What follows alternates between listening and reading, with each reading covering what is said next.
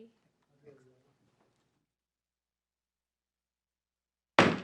The Monte Sereno City Council meeting for June 19, 2019 will now come to order. Please stand for the Pledge of Allegiance.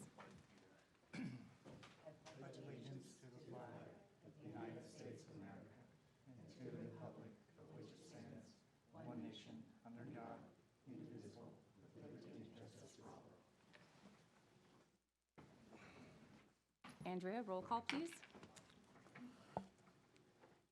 Councilmember Elahi, Present. Councilmember LaBouvet, Present. Councilmember Leuthold, Present. Mayor Pro Tem Lawler, Present. and Mayor Turner.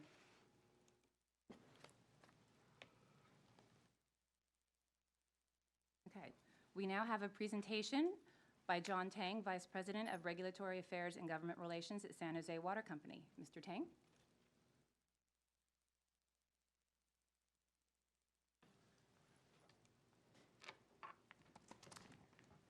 Thank you so much, Mayor, Council members. Thank you to Terry for inviting me back. This is, I think, my third time back here at the Council. I know water matters are important to your constituents, and I hope that this is the first of many conversations that we're going to have. I would love to meet with you in person and address any additional concerns that we have, because Terry gave me very explicit instructions to only take 10 minutes. And so I'm going to try and really go through this as quickly as I can. So if you can go to the next slide, Terry. So where does the water come from? Well, half of it, as you can see, actually comes from hundreds of miles away in the Sierra Nevadas. We actually import that water here. Actually, not us, but the Valley Water District, Santa Clara Valley Water District imports that water here. 40% we pump from the ground, and 10% is actually local supply coming from our watershed in the Santa Cruz Mountains, not too far from here. Next slide, please. So from a regulatory perspective, rates are set actually once every 3 years for the following 3-year period. We go through what's called the general rate case process. We're currently in the first year of that rate case cycle. So 2019, we'll have new rates for 2020, and then we'll have new rates for 2021. We'll file our next rate case application in January of 2021 for new rates in 22 through 24. So next slide, please.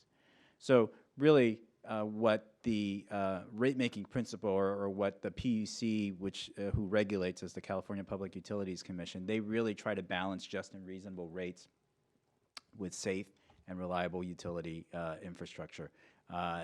This is something that really all water utilities in America are facing.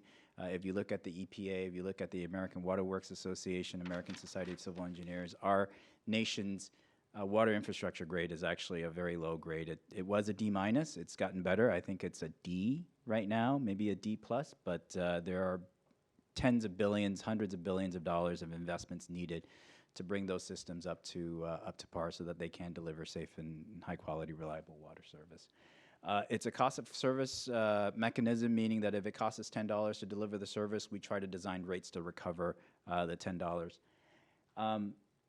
Another principle that they like to use is rates that promote efficient water use, and I'll talk a little bit more about that in a little bit. And the kicker is that rates are designed on a forward-looking basis, so you're actually projecting what people are going to use and then designing rates based on what they are actually going to use. So next slide, please.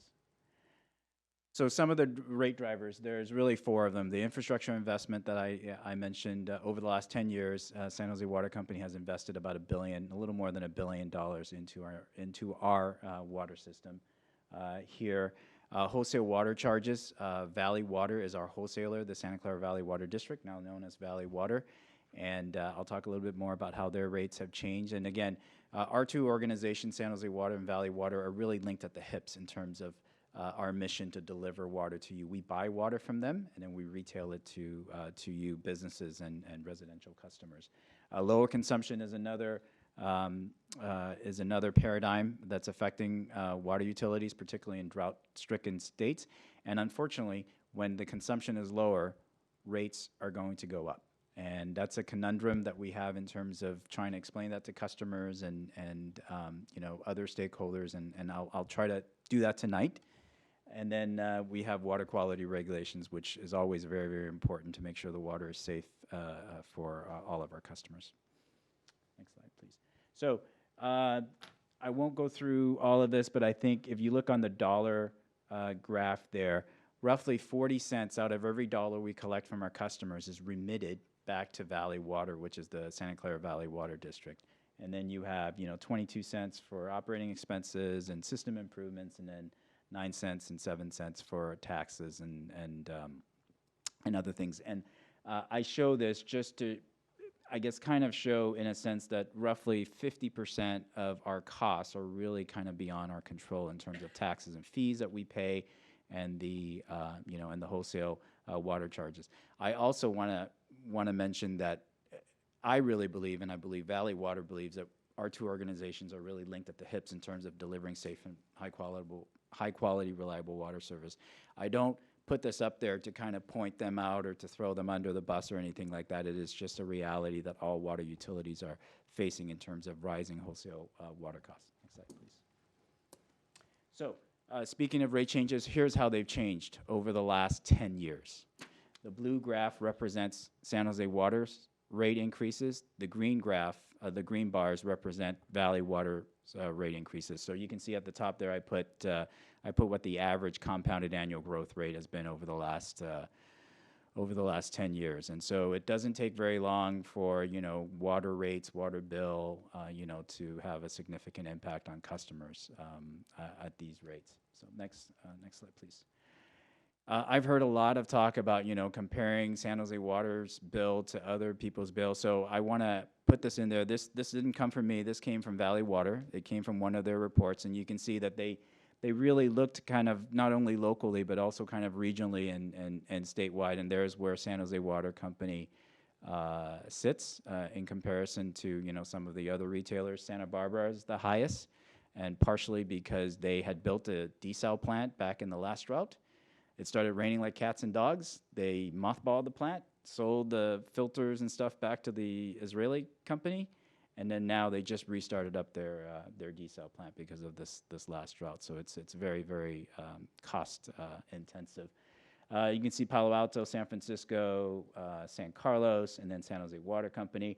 If you look at the bottom, you have Gilroy, you have Morgan Hill, and you're probably wondering, well, they're here in the valley. Why are they so much lower than people in the North County, what we pay?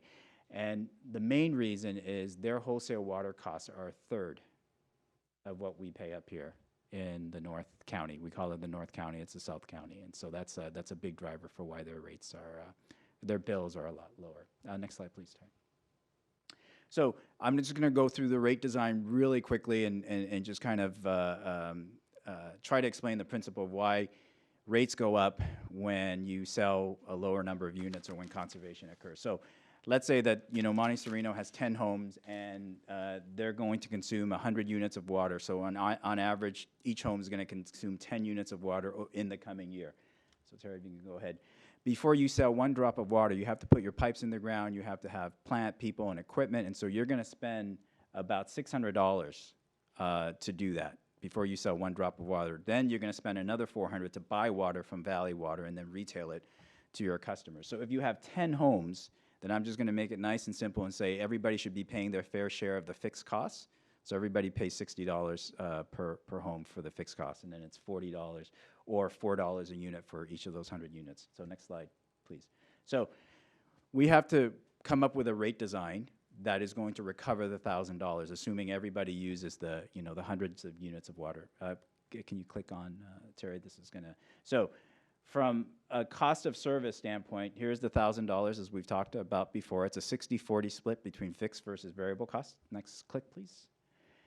On a customer bill, I said times 10 because we have 10 customers. So each customer is going to pay their fair share of the fixed costs. So $600 divided by 10 is $60 per household. And then they're going to pay for 10 units of water at $4 a unit. So they're going to pay $40 for a bill of $100. Multiply that by 10 and we get $1,000, which is what we are supposed to recover. And this is what's called I call it the equitable rate design. Okay, please. So efficient water use rates, a paradigm of that is actually you want to have rates that encourage conservation. And so you want to have some recovery in the fixed charge and some recovery in the variable charge.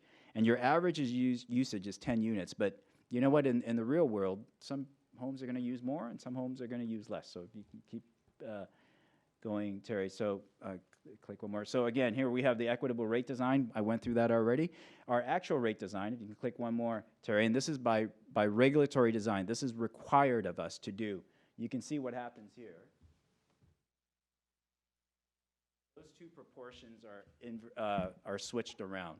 So now we can only recover a portion of our fixed costs through the fixed charge, the meter charge, and now we're going to charge more for the volume side.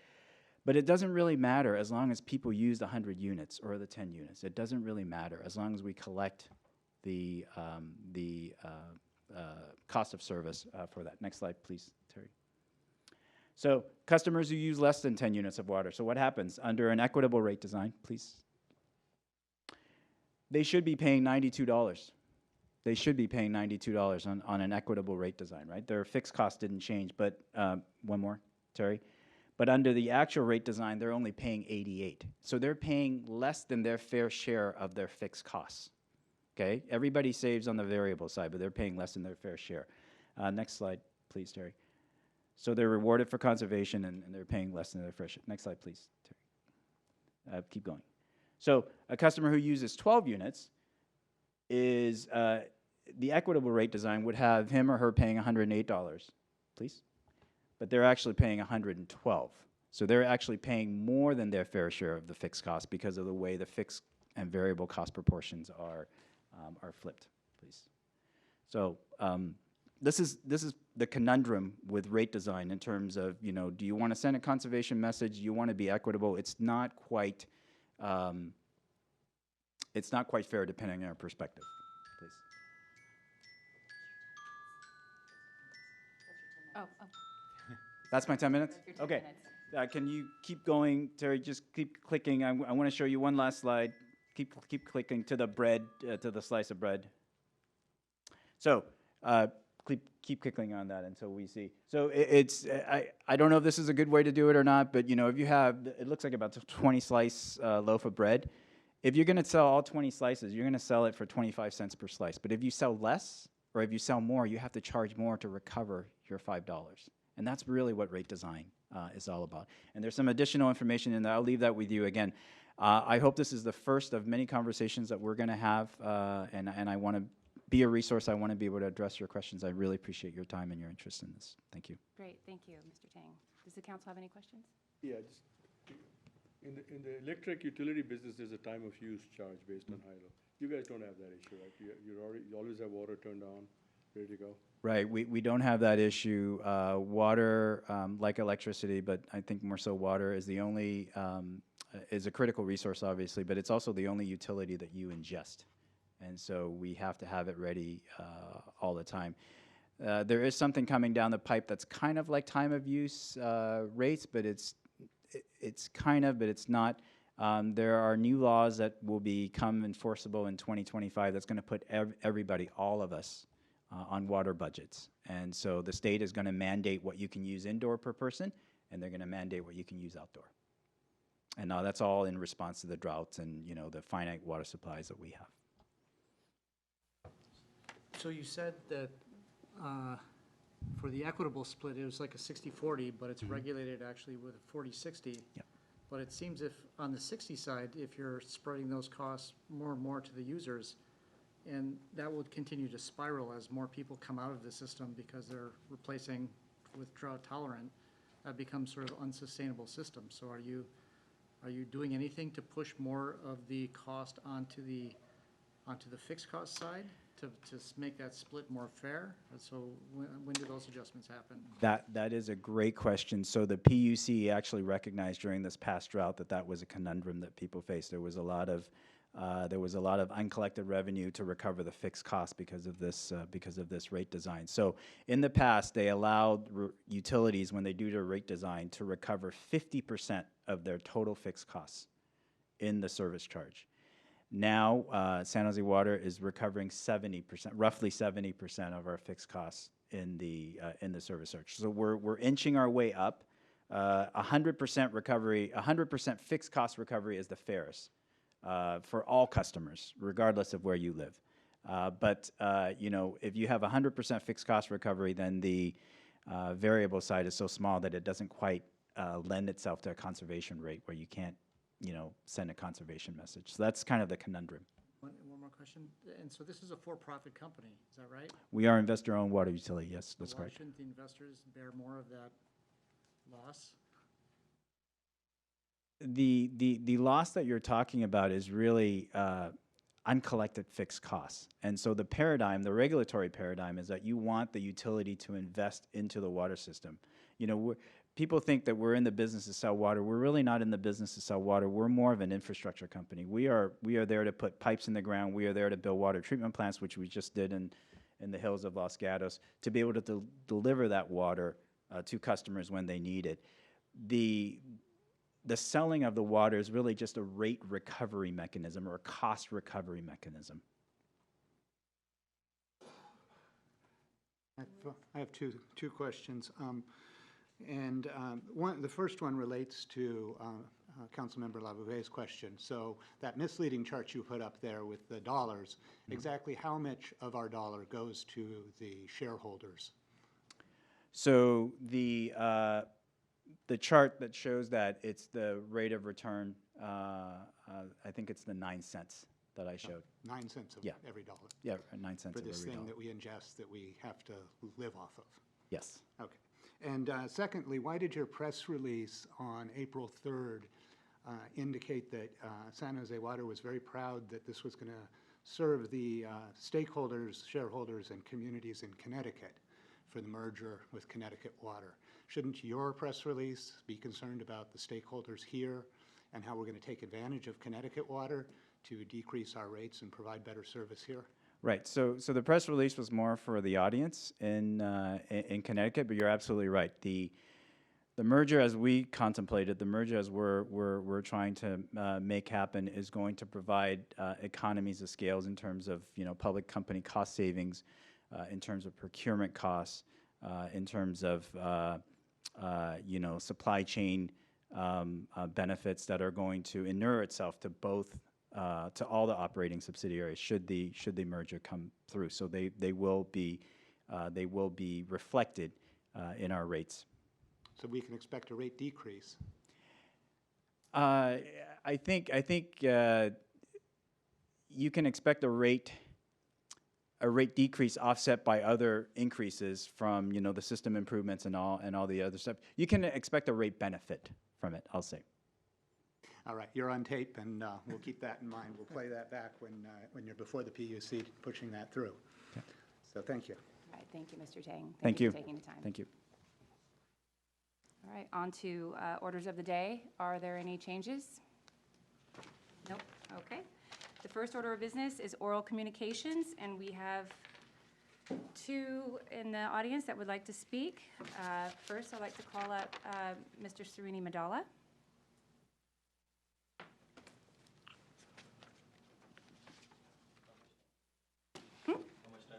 3 minutes, please. Thank you so much. Thank you. Hi, my name is Srini Madala. I live at Chadbourne Lane, 18310 Chadbourne Lane. I got the property in 97, built my home and moved in 2001. The first 10 years, approximately 10 years, I didn't have any problem. The home was nicely designed. The city engineers and planning was really nice. Inspection was perfect. After that, I started getting water problems, and we have some communication before. But I think for a couple of council members who were not aware of it, I don't want to repeat that whole thing again now because I have just 3 minutes. Long story short, there are two properties from which the water is draining into cul-de-sac for which my drainage system was not designed for. Not in terms of volume, but in terms of the way in which the water keeps coming in. So I try to bring it up to the notice of the city many times over the period of several years. Without going into further details again, the city came back with some kind of report which to me, it didn't make sense. It raised a lot of questions to me rather than answers. Nevertheless, I appreciate the effort they put in and giving the time today. One thing I'm interested in right now is I want to know, what exactly is the map of the cul-de-sac. Where is the city property in that cul-de-sac? Does it have any responsibility for any property in that cul-de-sac? And where will that be? I'd like to have a map of that.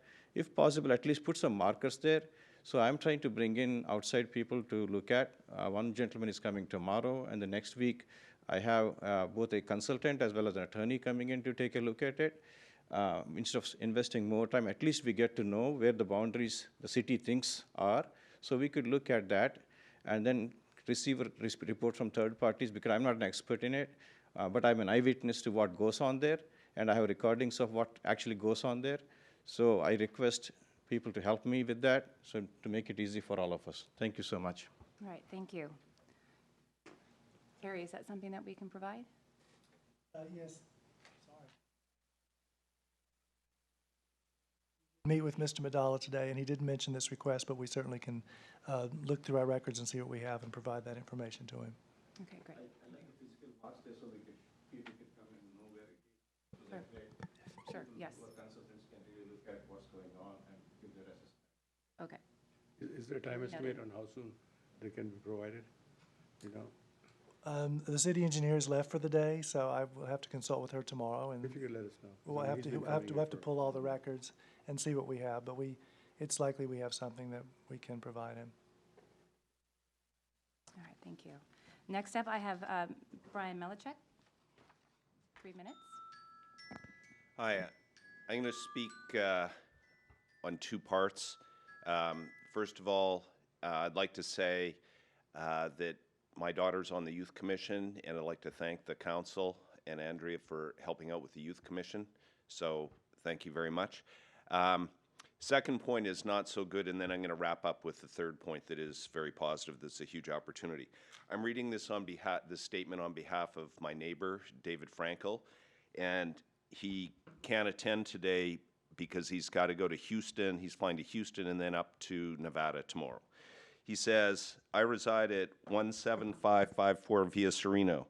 I am concerned about the longevity of the Cape seal treatment applied to our street this month. On Thursday, following the Monday, 20th of May application of the top coat, I reported to the city engineer that while my initial observation was that the contractor had done a good job, I noticed the new surface was separating at the top of the street. I attributed this at the time to the garbage truck scuffing the surface as it turned around. The city engineer assured me that she would, quote, walk the project, close quote, with the contractor when it was complete and make sure that any defects were addressed. I contacted the engineer again on June the 4th to report that I had observed additional separation with the top surface, not just on our street, but also the others treated similarly, for example, Mays Ave. Given the accruing damage weeks after the completion of the work, I feared that there was something fundamentally defective about the project. Last week, the contractor applied patching to the obvious defects, but I've subsequently observed additional damage. The surface still seems soft and fragile and not adhered to the base. The nature of infrastructure projects is they are supposed to last a long time. I am an engineer, although not a materials or civil engineer. However, my sense is that the Cape Seal treatment delivered to Monte Sereno is not going to last as long as it should.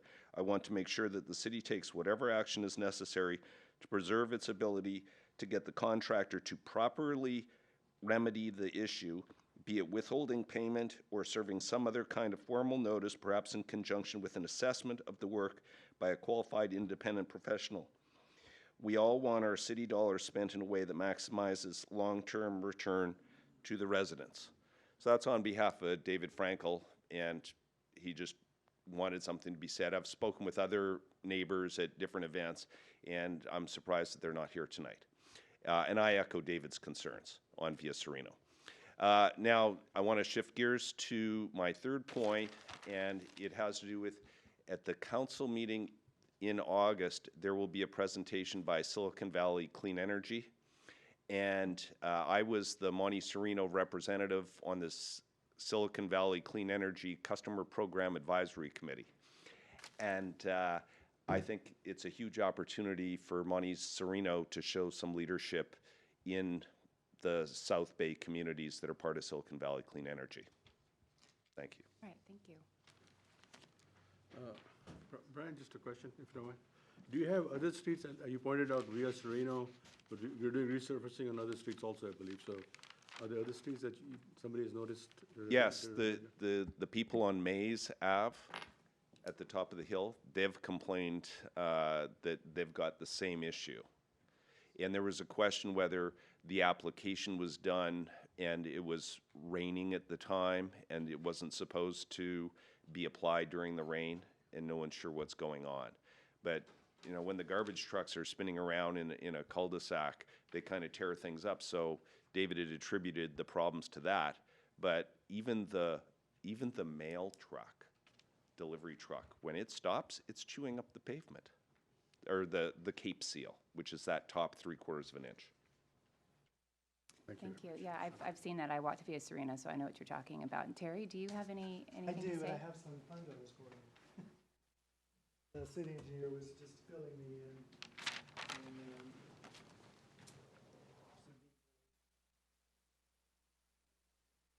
so the Cape Seal treatment is a very common treatment. So she talked to me about Via Sereno, and what was the other street you mentioned, Brian? Mays Ave? Yeah.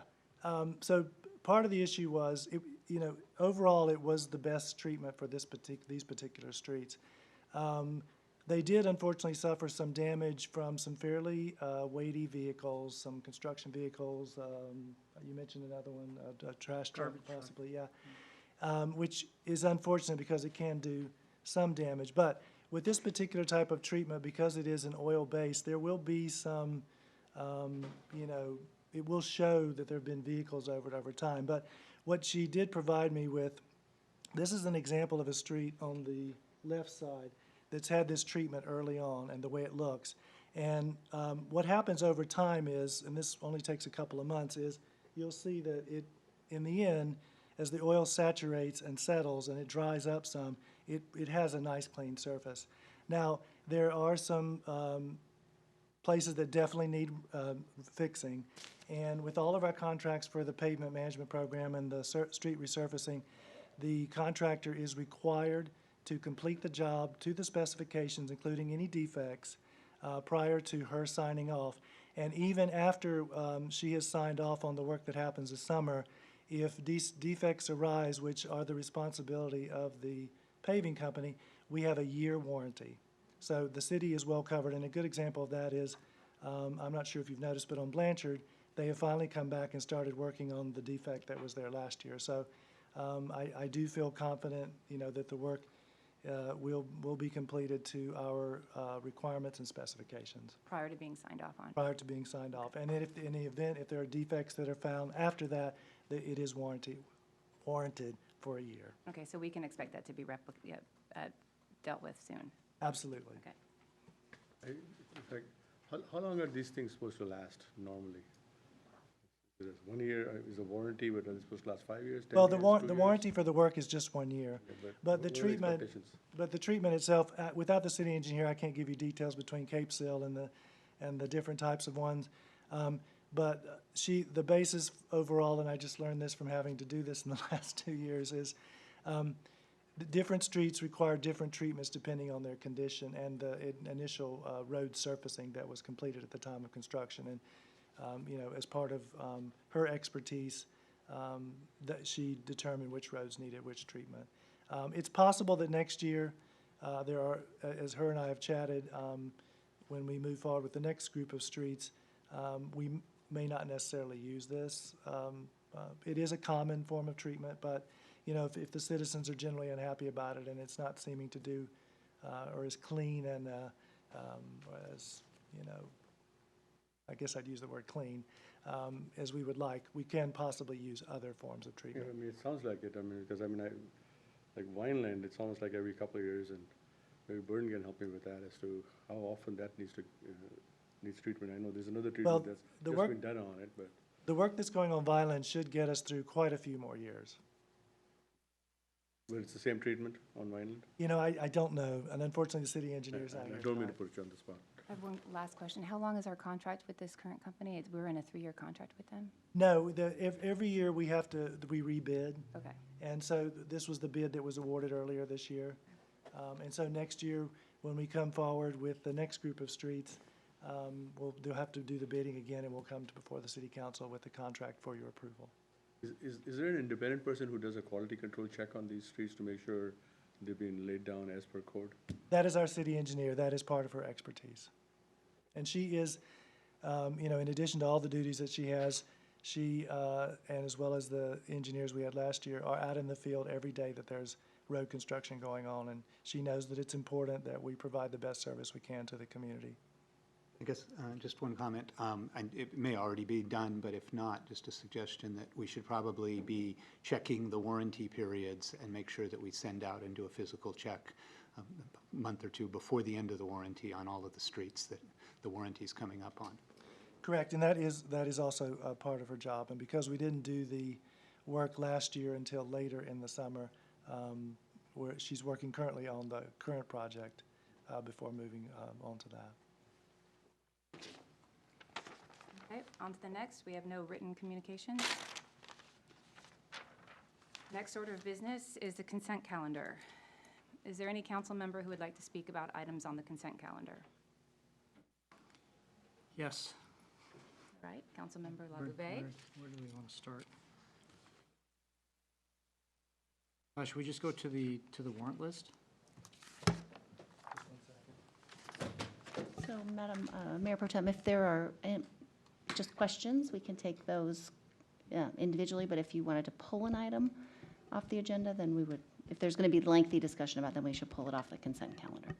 Okay, I'm not quite sure if we have a lengthy, shall we pull, you said the warrant list? Well, why don't we In pull the the? past, we've just answered, Let's just answer the asked questions. and answered, and if it gets into too long of a discussion, then we can pull it. Sue is here. I was going to go grab her if we needed her. I had sent these questions in advance, so Terry has already answered a lot of them by email, but we'll just go through it in the meeting quickly. Just a point of order. Sue, that's the city engineer? No, Sue is the finance officer. Finance officer. And she okay. came in Got it. tonight because of the budget, and if you have, specific questions beyond the ones that All right. you've already asked, I would go grab her because she knows the warrant list better than I do.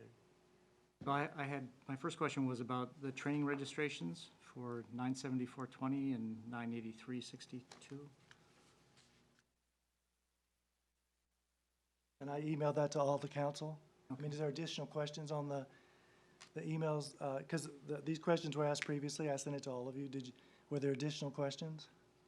So my question is, so I guess in terms of general practice, so do we ever present papers at these conferences, or do we ever, are you going there just to attend, or do you present papers? Well, sometimes, that is a possibility, and I have done that in the past. The budget includes enough for professional staff to attend one state conference per year, and the general goal there is continuing education. And in the case of the city planner and I, we both have credentials that we do have to maintain, so it helps us with that. There are other ways to get that, but the main point of it is, to provide for a continuing education for staff, because I believe firmly as a city manager that it's important that we do that. So yes, there's enough budgeted each year for each professional staff member to attend one state level conference, and that's what this is in September. And will a trip resort report come out of this at all? It can. I mean, often what I do is when, depending on what the sessions were or what the main topics were, I certainly can enlighten the council on any of that. I mean, some of it is pretty boring, and I'm not sure everyone would want to hear it, but I'd be happy to do that. I'd like to see it. All right, anyone else? Anything else? Do we have a motion to approve the consent calendar? So moved. Let's find out. Oh, I had one more item before we move on. All right, hold on. Somebody press the motion button. Sorry. It's okay. So on the litigation and conference expense for 53080, I didn't notice in the budget packet that we actually have a category called litigation and conference expenses. I think it's just litigation, not conference expenses. So when we're allocating budget to that, does that include conferences, or that's just strictly litigation? I believe there are two separate line items. There's a litigation line item, and then there's a conference line item in the budget. I think it was a combination of the two in this warrant list. Not in the current budget, though. I see that it's in the warrant list, but when I look at the list of billable accounts provided by the accountant and in our current budget, we don't have that category. And just in general, I'm just wondering, since this is a contracted position, usually contractors show up ready to do work, not, I don't know why we're paying for conferences for contractors. Well, it is, the council included a $500 line item for the city attorney to attend a conference, and in this case, I believe she attended the League of California Cities Attorneys Conference, which is what most city attorneys go to every year, and so it's an important continuing education function, so that is likely, I believe it's been in there for some time. I'm sure that's why they. In this year's budget, it's item 435, meetings and travel, under the city attorney general operating budget expenditures.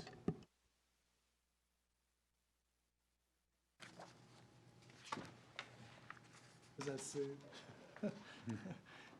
What number is it? Page 17. Page 17. I got it. I have it as 350. 350 for this next coming year, Okay, okay. next year. But even in the previous budget, it was, so it looks like we had spent 350 to date, and there was 675 in here, so it's just, so it seems like this is overdrawn.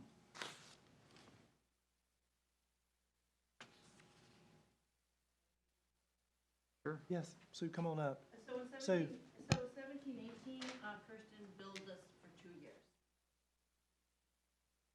That's why it's 675. We always budgeted at 350. Kirsten's putting in for $500 for reimbursement this time because I assume it's because the price of that conference has increased quite a bit. Actually, she has documents that support that she paid much more than $500. All right, All right. Do we have a motion to approve the consent calendar? Trying to find the, yeah. Do you have a second as well? I think I pushed the second button. Or maybe I pushed the motion button.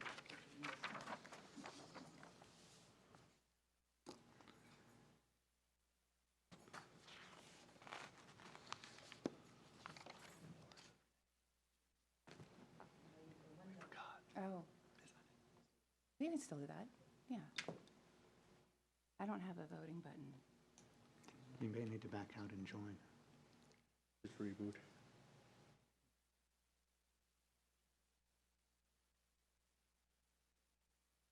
We ran a test today to be sure. No. The join button? I hit the join and I hit leave and rejoin. Okay. I don't have a voting button.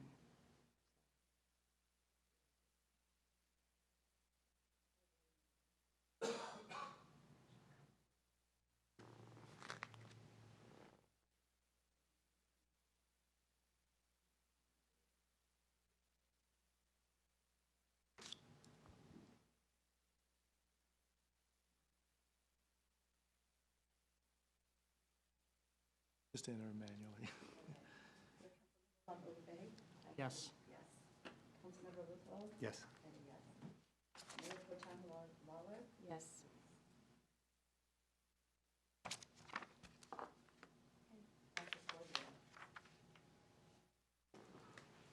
Okay. The next order of business is public hearings. Public hearings is now open. I will now ask the city manager and city planner to present their reports. Actually, our apology, under orders of the day, we were going to switch and Oh, have. yes. So there was a request made by the mayor pro tem to switch the orders of the day so that the item on brush abatement could go first. Yes. It should generally be a short item. So that would be number 8, abatement of hazardous vegetation. And we do have a representative of the awesome Santa Clara County Fire Department here to speak. Good evening. Thank you, Mayor and council members and city staff. My name is Tracy Steger with the Santa Clara County Fire Department. I'm here to present the abatement of hazardous vegetation. We send out our engine crews every year to do a survey. We looked at 544 parcels, and we're looking to make sure that they've cleared the dead leaves and branches from the shrubs and trees, remove pine needles and leaves from the roofs, eaves and rain gutters, tree limbs 10 feet from the chimneys and stovepipes, cover chimney outlets or flues with a half-inch mesh spark arrestor, and posting a clear and visible house address, and also creating 100-foot of defensible space around the home with a minimum of 30 feet with any vegetation, flammable vegetation removed. In that, we ended up having 4 lots, and actually one of them is clear as of yesterday, which was 510, parcel number 510-21041. So really, you only have 3 that are needing abated at this time. Once this goes on as, it'll go forward to Santa Clara County Mo from Parks. He'll go look at the properties. If the property is clear when he arrives, then there is no further action. If the property needs to be abated, then it will be abated, and then the costs put on a lien on the property. Any questions? How do you find out about these properties? Are you just doing a drive through the neighborhood, or is somebody reporting it, or? There's a list, and with Santa Clara County Parks, they actually have a list. Once someone gets on the list, they're on it for 3 years. If that property stays clear for 3 years, then they're taken off of the list. But there is a list of parcels that the crews go look at. But it's just specific parcels they're looking at, they're not just driving around the Right, streets? that is correct. It's a specific list. But some of these properties are then being missed that have issues that should be looked at because nobody's looking at them, because they're not on the list. Yeah, if we get a complaint, then it goes on the list to go look at. So like all of these, there were door hangers left on the properties of the 544, or any that weren't compliant, that listed what they needed to do. And then our deputies followed up on that and went out and looked at it. But any property that anyone can call, both our office or Santa Clara County Parks, and they will look at the properties. Yeah, I'm just wondering, because we have a higher fires, dangerous situation. And if you're depending on neighbors to call, we're such good neighbors in Monte Sereno, you may not get a call from a neighbor. So is there any way to, figure out where we can get to some properties that need remedial measures, but Yeah, they never get on the list? They can definitely bring that up and see if they want to do a survey of the whole area. But, that would be for the That'd be future. great. Thank you. Yeah. Anyone else have any questions? Terry, do you have anything to add? I do not. Okay, do we have, I do want to note that we did receive written communication regarding the parcel that you mentioned that they had complied Yes. from, looks like Larry and Yuko Inoue. Yeah, they had come by our office yesterday, and we actually sent a deputy out yesterday to look at that property also, so. Well, thank you. Thank you. All right, do we have a, So you need to open the public hearing, okay, and if no one's wishing to speak, close it, and then we have a resolution. public hearing is now open. Is there anybody who'd like to speak? Seeing that there's no one willing to speak or wanting to speak, then we will close the public session on that, public hearing on that. And do I have a motion to adopt the resolution? Pardon me? I'm wondering if we can add something to the resolutions, requesting the fire department to engage in activity that, where we can determine if there are other properties that should be on this list. So we can't do that in this resolution. This is the standard resolution language, but I'm sure the city manager could reach out to them. Okay. Thank you. So do we have a motion to adopt a resolution overruling objections and ordering hazardous vegetation abatement? I move. Adopt this resolution. Second that.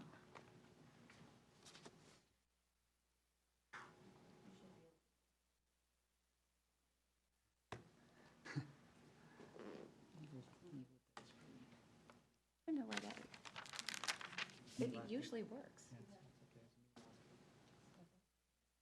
Mayor Pro Tem Lawler?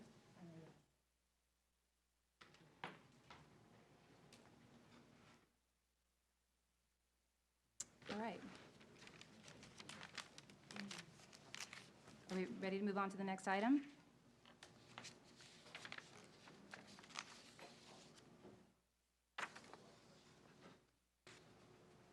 Next item is proposed changes to city zoning code regulations.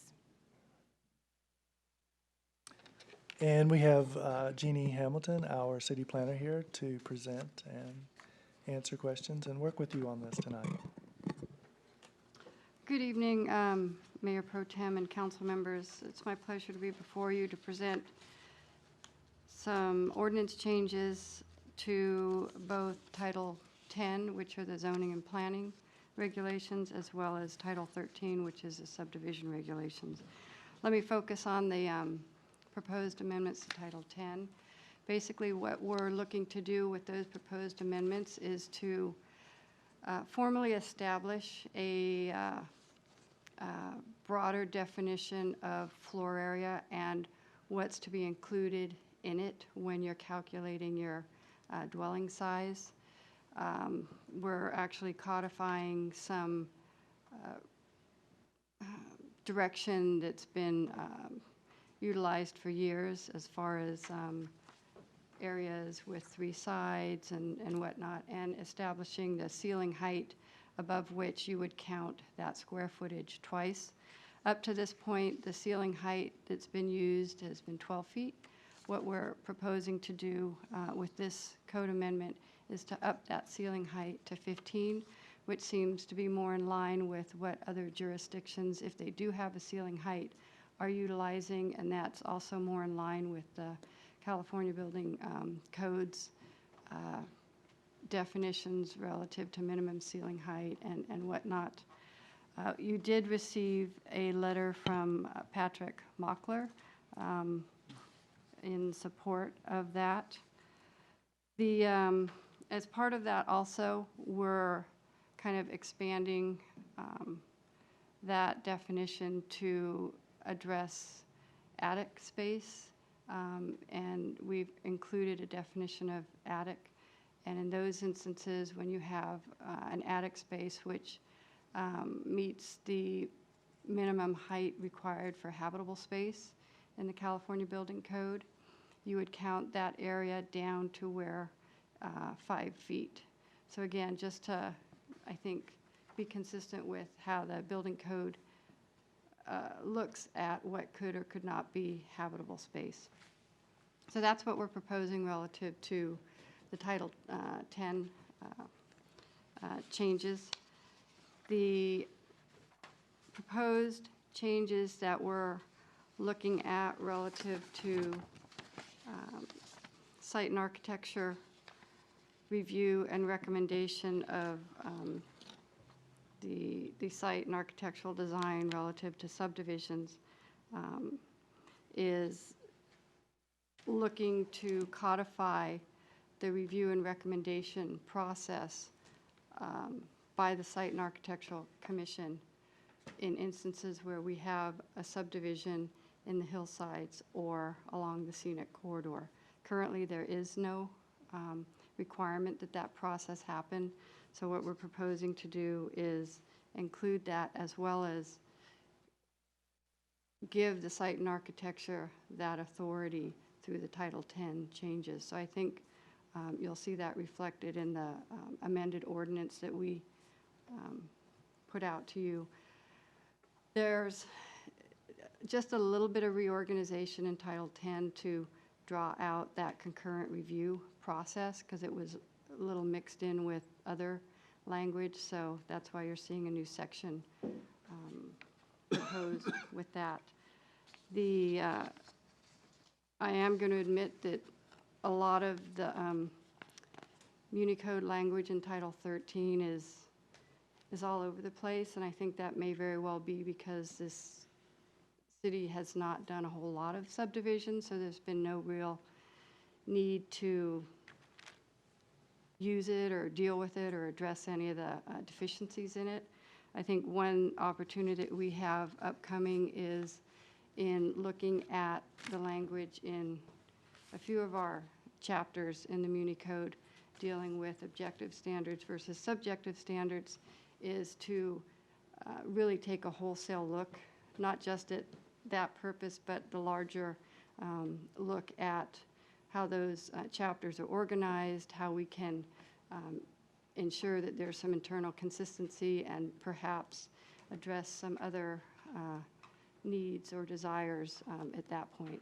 So with that, I'm available for any questions. All right, does council have any questions? Member Labouvet? I have a few questions. So for your edit for Title 10, so Section 10.08.055, can you just explain, I thought there's a sentence in here where it seems like it's just repetitive, and I'm wondering why you put that in. So it's the underlined section where it says, in the case of site and architectural review for a subdivision, the committee shall send a recommendation for approval, conditional approval, or denial to the city council. When just prior to that, we say,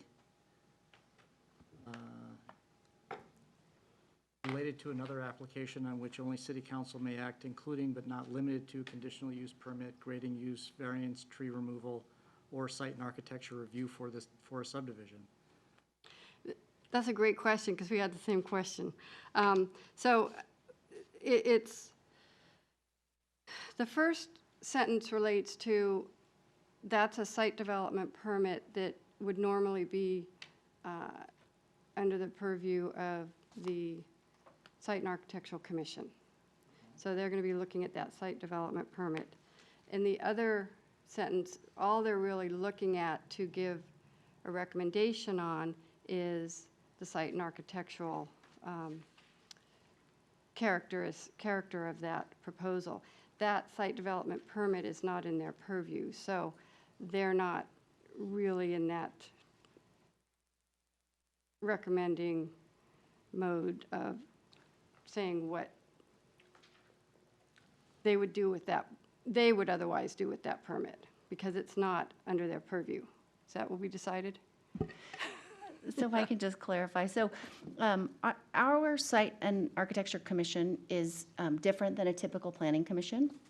And the powers of the Site and Architecture Commission are only those that are included in Chapter 10.08. And so they deal specifically with site development permits. And so that's what that first sentence is dealing with, is when there's a site development permit that's coupled with one of the other entitlements that the city council has the sole authority to approve, a variance, for example. That's what that first sentence is dealing with. The second sentence is dealing with the new situation that we're creating today, which is the Site and Architecture Commission is going to give the city council its recommendation on a subdivision. That may or may not include a site development permit.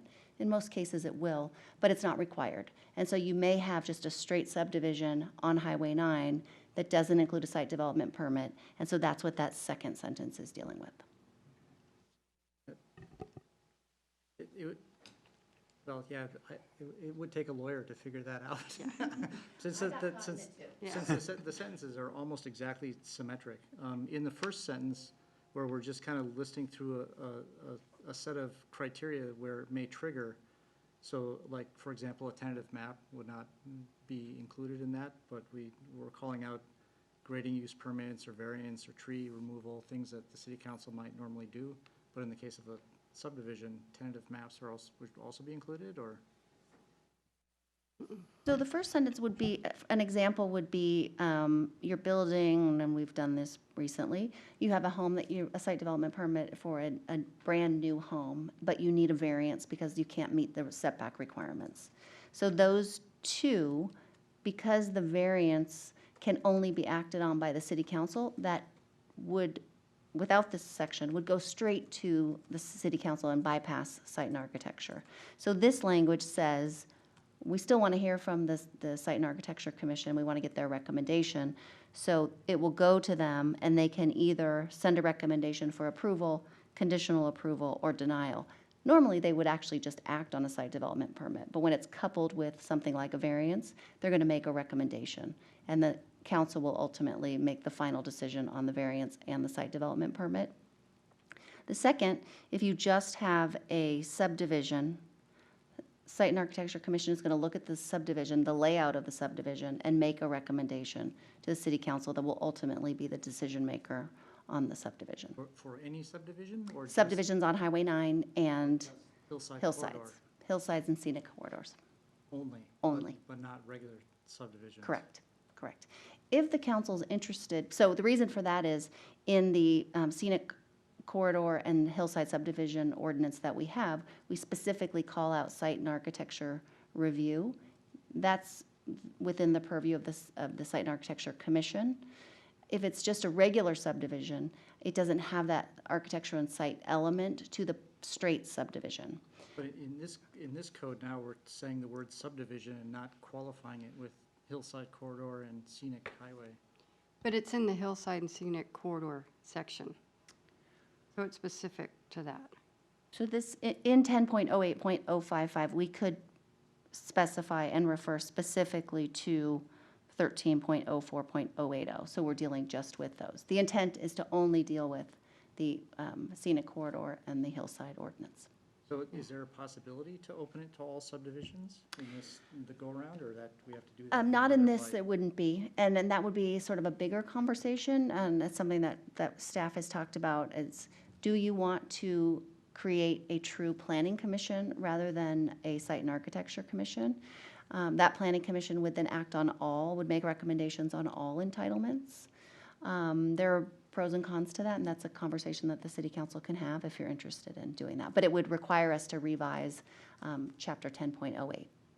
The other thing that I thought was a little bit confusing was that in section 13, and specifically in the hillside and scenic highway corridor area, there's quite a few sections where the word council is used, like the council shall take this or the council shall do that, whereas now the site and architecture is mixed into that. And so there's not a very clear delineation on what the site and architecture has purview in making recommendations towards versus that are only specifically carved out for the city council.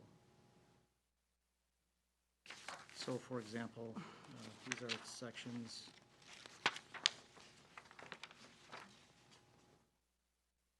.04.020. So for example, aesthetic values. So in the scenic corridor, when we're assessing aesthetic values, you would think that site and architecture might have some say about those things, because those are similar things that they might rule on in site development permit purview with respect to character.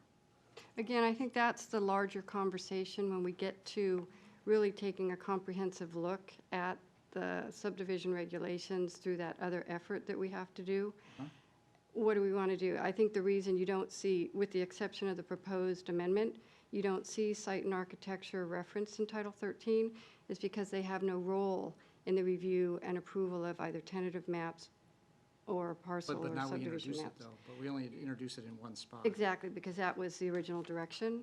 So like I mentioned, it's clear with some feedback, and I think the opportunity will be coming sooner than later when we do the work that's already been started to deal with modifying the language in our municipal code to take that larger look and see where it may or may not make sense to make other changes to those regulations. Let's look at that one as that's like a future item, right? So I think that was your suggestion, that we maybe come back to that one.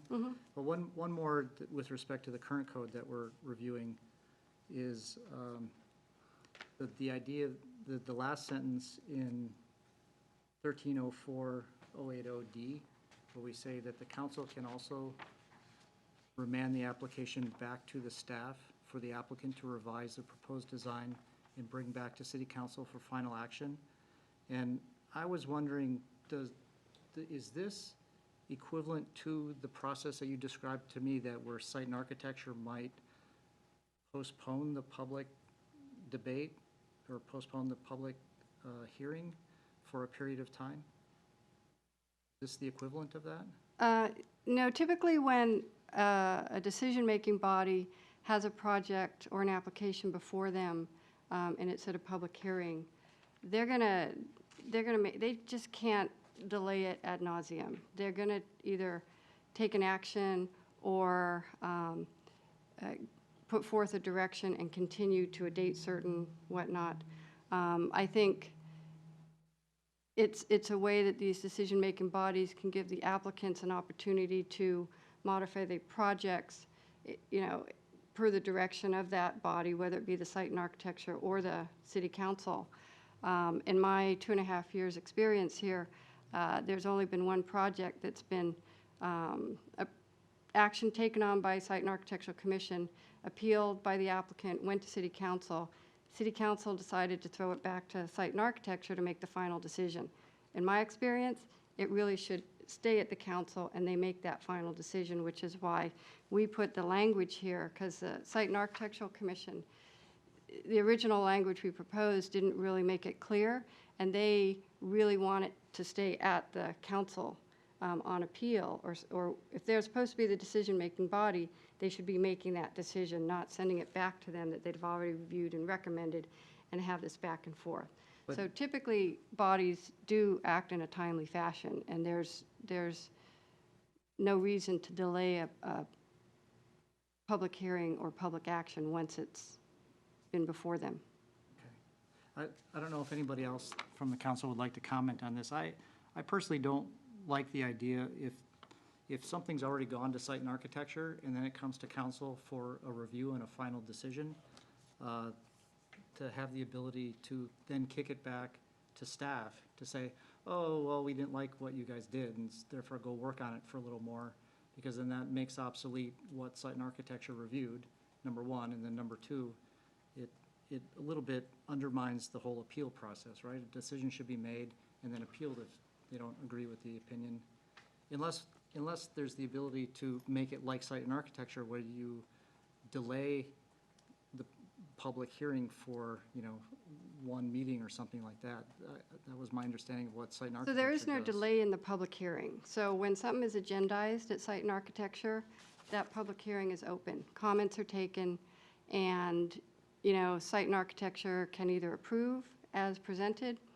The language that you used was continue the public hearing to a date certain. Which typically is like one meeting. It gives the applicants an opportunity to take the feedback from Site and Architecture if there's an issue and So if work this- on it. If this is the way Site and Architecture behaves, I'd be more open to this language, continue the public hearing to a date certain, than remand the whole project back to staff. You can also do that. This is just putting I'm that. just So the trying to council, understand the trade-offs. yeah, the council always has the ability to continue a public hearing to a future date. And one reason to do that is then you don't have to renotice it. The assumption under the law is that if someone is interested, they're going to be here at that meeting and they will have heard what date it's being changed to. The council always has the ability to do that. And I don't think we want to put that into this ordinance, but the remanding opportunity you could include in there. I think this language was intended, what often happens is the public will come out, they'll speak, they'll raise some issues, some concerns. Either Planning Commission or Site and Architecture or the City Council will ask the applicant to address those concerns and modify the plans to address those, and then it will come back. And so the working with staff is to basically make sure that they include the issues that were raised at that public hearing. But this has already been through a whole Site and Architecture review process, so there's already been a previous public hearing, a previous review that happened, so this is really the second public hearing in this case. But in front of a different body who may have a different position. Yeah, I think it's important that we don't tie our hands, if something comes to us from the Site and Architecture, they may have had a chance to listen to the public, but public may not have shown up at that hearing. So we don't want to be tying our hands and saying, okay, whatever comes from the Siting Commission, we have to either rubber stamp it or say no. This allows us to say, staff, go back and see if you can tweak this or tweak that. So I look at this more of a tweaking provision than anything else, rather than trying to send the whole packet back to somebody else.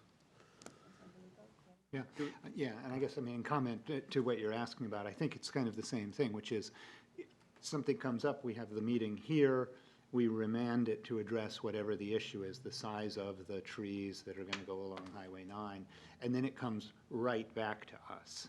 to, and it doesn't need to go through site and architecture. We don't reject it and make them start over. We get the issue that we wanted addressed, and then it comes right back to us. And I think that's what the public would contemplate, as well as the applicant, would be that if they've already either appealed it to us, or they're going through that, and then they get the input from us, we can remand it, and then it comes right back without running site and architecture again, which wouldn't really be appropriate. I hear what you're saying. There could be a case where it is appropriate, but then we would reject it and make them start over. Does the current language allow for, does it require to be noticed again if it goes back to staff? So that's a state law requirement, and it's a matter of whether or not the public hearing has been closed. So if the public hearing is closed, and you want to have another public hearing, you would either have to reopen it and continue it to a date certain, or you would renotice it. But a public hearing is not necessarily required either. If there's just minor modifications that are made to the plans, that doesn't need to be another public hearing. It would just be a regular agenda item. Okay. So the option still remains, that you can keep the public hearing open. and- Correct. and You therefore always it have can the go- discretion to do that. Okay. Yes. So this language allows for that possibility to do both, The right? the law allows you to do both. This language doesn't preclude that. Okay, can we move on to any public comments? Seeing that there are no public comments, do we have a motion to approve the proposed changes to the city's zoning code regulations? So moved. Before we vote on this one, can I ask for a couple of action items on this? Because we mentioned some follow-up items, and just so we kind of get those on the record. So in your email, you had mentioned to move the section for height. Now, that was cobbled together with the new, in section 13. If that height could be a separate section, I think that would be a good idea in the clarifying cleanup. And then the cleanup that we were just talking about in terms of the mention of council versus site and architecture in those additional sections, for example, back to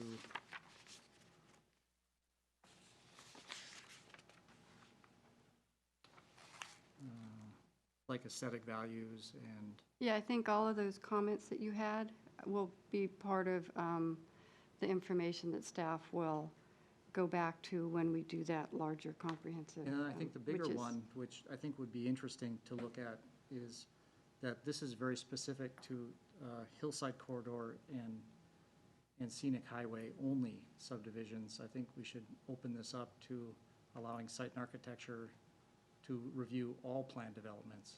So again, so right now, what is currently not reviewed by site and architecture are regular subdivisions, and also planned developments are still open, and so. So I think we're going to, I mean, and we might either formally future agenda items this one, but we've already talked about, we're really going to be taking this hard look at the objective standards item and the whole rewrite immediately going forward. I mean, that's already been set forth, that people will be making progress during the next month or two. Okay. Okay. So do I have a motion to approve the changes to the city's zoning code regulations? So just a clarification, point of order, the motion would be to introduce and hold the first reading of an ordinance of the city of Monte Sereno amending chapter 10.01, section 10.01020P, specific terms, amending chapter 13.04, section 13.04.080D, hillside subdivisions and scenic corridors, and section 13.04030B2 by inserting the Site and Architectural Commission as a recommending body and inserting section 10.08.055, concurrent processing, to give authority to clarify the Site and Architecture Commission's role in the review of applications associated with other applications and waive the reading thereof. Need to repeat that? No. Do I have a motion? You do.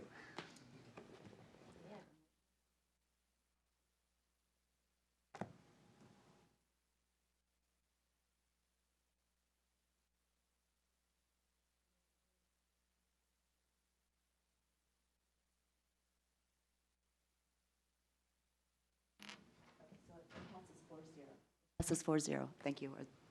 Introduced 4-0. Okay, moving on. The next item is the proposed certificate to correction to final map of 16005 Greenwood Road. Anything to say? Oh, I have a lot to say, no.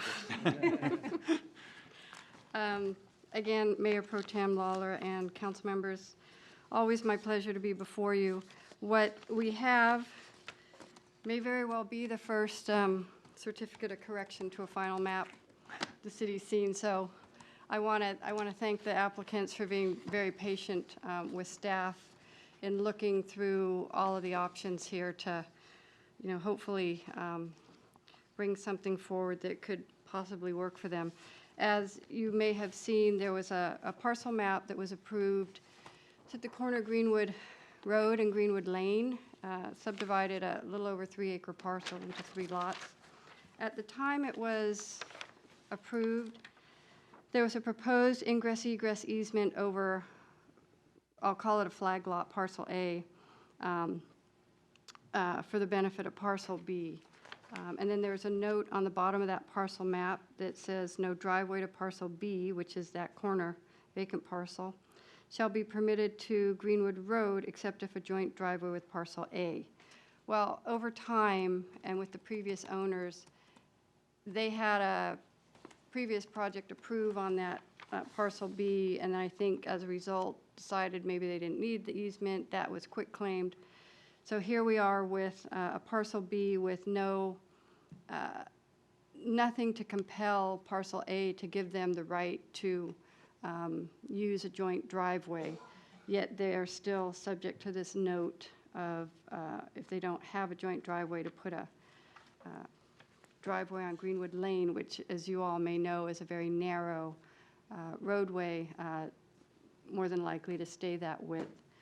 So I think with the direction from staff, the property owner engaged a traffic consultant and engineer to validate what a lot of us felt was the case, that really the more appropriate roadway to place a driveway would be Greenwood Road and not Greenwood Lane.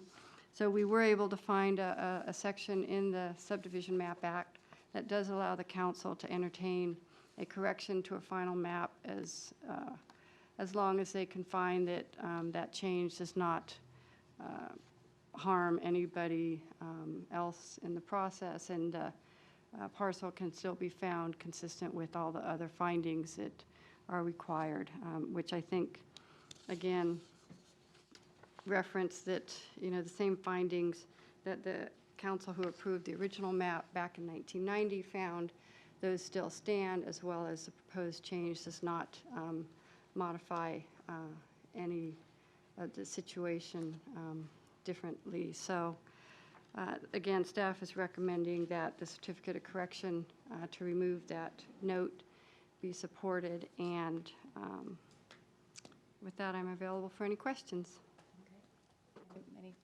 Go ahead, Councilmember Little. Yeah, I guess a few questions. First of all, when you were doing your research and you said there was apparently some other project figured out, they didn't need that driveway anymore based on their plan and they quitclaimed it back. Do you know what happened there, and did they receive any compensation for quitclaiming their rights on that? I have no idea, would really not matter in my case. So I guess, didn't find anything, because all of that is in the private. That's not part of the public record that we I guess I had. was concerned in seeing that the prior council presumably said, you can subdivide, you're only going to have one driveway on Lane, and the two parcels are going to have one egress together on the larger street, and that was part of the approval. I did do extensive research and could not find any explanation as to why that direction. And believe me, I went back into the records. And this subdivision actually went on for a number of years, and there was a lot of requirements to even widen Greenwood Lane and whatnot. There was a lot of opposition to that. I I really tried, and I dug through all the, past records. I just see that that was part of the approval. There is no reasons behind why that was required. That would have been ideally what I was looking for. Couldn't find it. Okay. And then I Couldn't find guess it appears that when a plan for parcel B is put before Site and Architecture or us or the Site and Architecture to begin with. someday, they're going to draw a picture of where they want their driveway at, and then that's going to be looked at.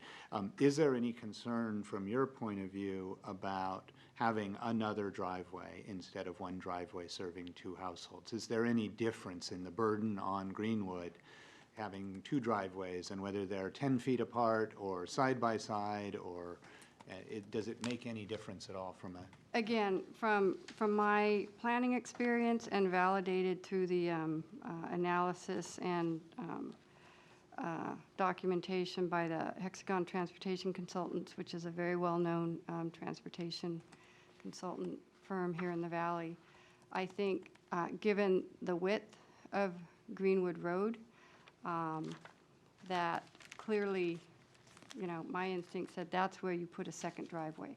I think the placement of it will be looked at more closely when a project comes in, because again, I think you did receive correspondence from the property owners of Parcel A that they do have a concern for the trees, whether or not, they're going to run a driveway along the trees or it's going to come in and curve. Again, there's a lot of options to designing the site, and I think also coming off Greenwood Road is going to allow a much better access to the site and less of a traffic conflict and operational concerns if you come off Greenwood Lane. It's much steeper right off Greenwood Lane, and Greenwood Road is a little less of a grade that you have to deal with. Okay. I have a question. So there will be, based on this letter, there will be a conscious effort at some point by the city to address the issue with their concerns about the driveway going along those old trees. Yeah, I think when a site development permit comes in for a new home and site improvements, those trees are going to be, because that's right adjacent to the property line, so we're going to be looking at what they're doing where. There's going to be some, as far as construction, building, there'll be a setback. As far as surface, again, we're going to look at an arborist report. We'd require an arborist report to look at what they're proposing and how it may or may not impact trees adjacent, as well as the trees on site, and whether or not they're going to be removing any trees. And then as part of that, they typically have the arborist will include tree protection controls or recommendations that, quite honestly, usually go beyond what the city's currently codified tree protection requirements are. Okay. Any other questions? No, it sounds like the staff has made good effort to take a look at the whole thing and provide an opportunity for the plot to be more usable. I think so, Thank yeah. you, Doug. And again, it took us a while to get to this point, so I do want to thank the property owners for being patient while I worked through a pretty cumbersome set of regulations, so. Yeah, I drove the lot, or I went and walked the lot. It doesn't, my impression was that the driveway on Parcel A is really a private driveway, and it's done with pavers, and it's not very wide. And so to make that into a full-blown easement would be, I think, more of a burden for Parcel A, right? So I can understand why they quitclaimed that and removed that. On the other hand, the only concern that I noted also were those trees, and then it came out also in this additional neighbor letter about the trees. And unfortunately, if you look at the hexagon where they put their red boxes where the potential driveway spots could be, maybe the upper one can not affect trees, but the lower one seems like it's right in the shade area of that big oak tree, and it's a really big, beautiful oak tree. So hopefully there's enough options on this lot where they can do that without really affecting the trees. have any public comment? Being that there's no public comment, I'd like to note that we did receive a letter from Jack and Michelle DeCano regarding the trees on their lot adjacent to this one. Do we have a motion to, you want to give me the wording?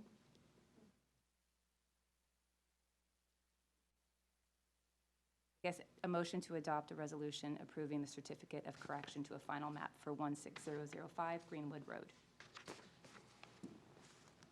Should be able to vote. Okay, looks like I have all votes in. Motion passes 4-0.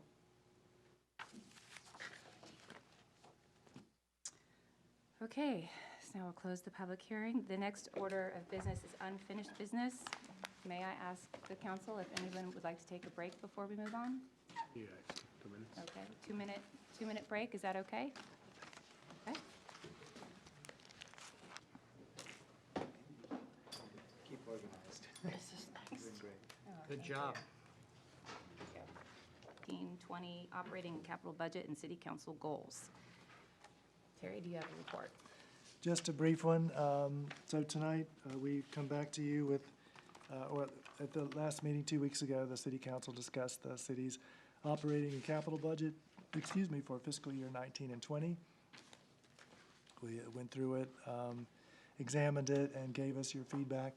And based on your feedback, we have adjusted the draft budget.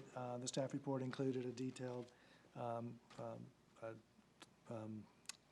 tables. I couldn't think of the word, excuse me. Some detailed tables which show exactly the direction that we received and the adjustments that we made. So with my help from our finance officer, Sue LaRue, she drafted or made the adjustments to it. We sent that out to you. Tonight also includes, we bring before you the revised city council's role, vision, and values document. Back in March at the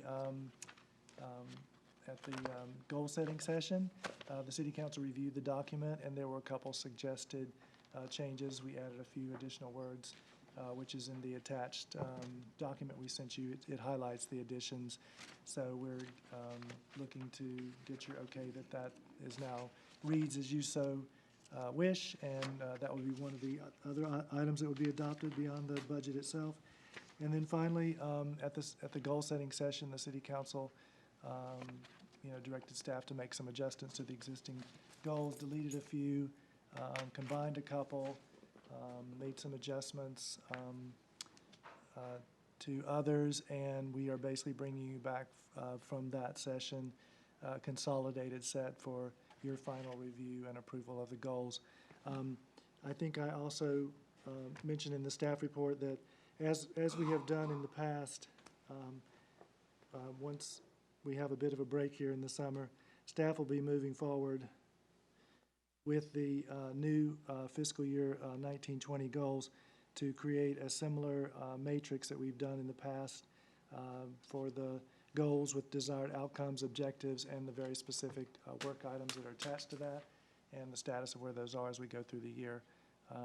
So we will be coming back to you, as I note in the staff report, with that. And we may have some questions regarding some specifics related to the overall desired outcome, so that we may have some discussion around that. But for sure, we're coming back with all those details. So yes, beyond that, we're just here to answer any final questions you have. And with that, did you have anything you wanted to add? Nope, I think we have made our presentation.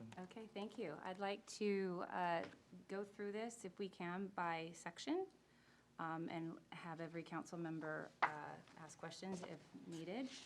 So starting with city attorney, does any council member have a question regarding these items? Nope. All right. Moving on, city audit, does any council member have questions about these items?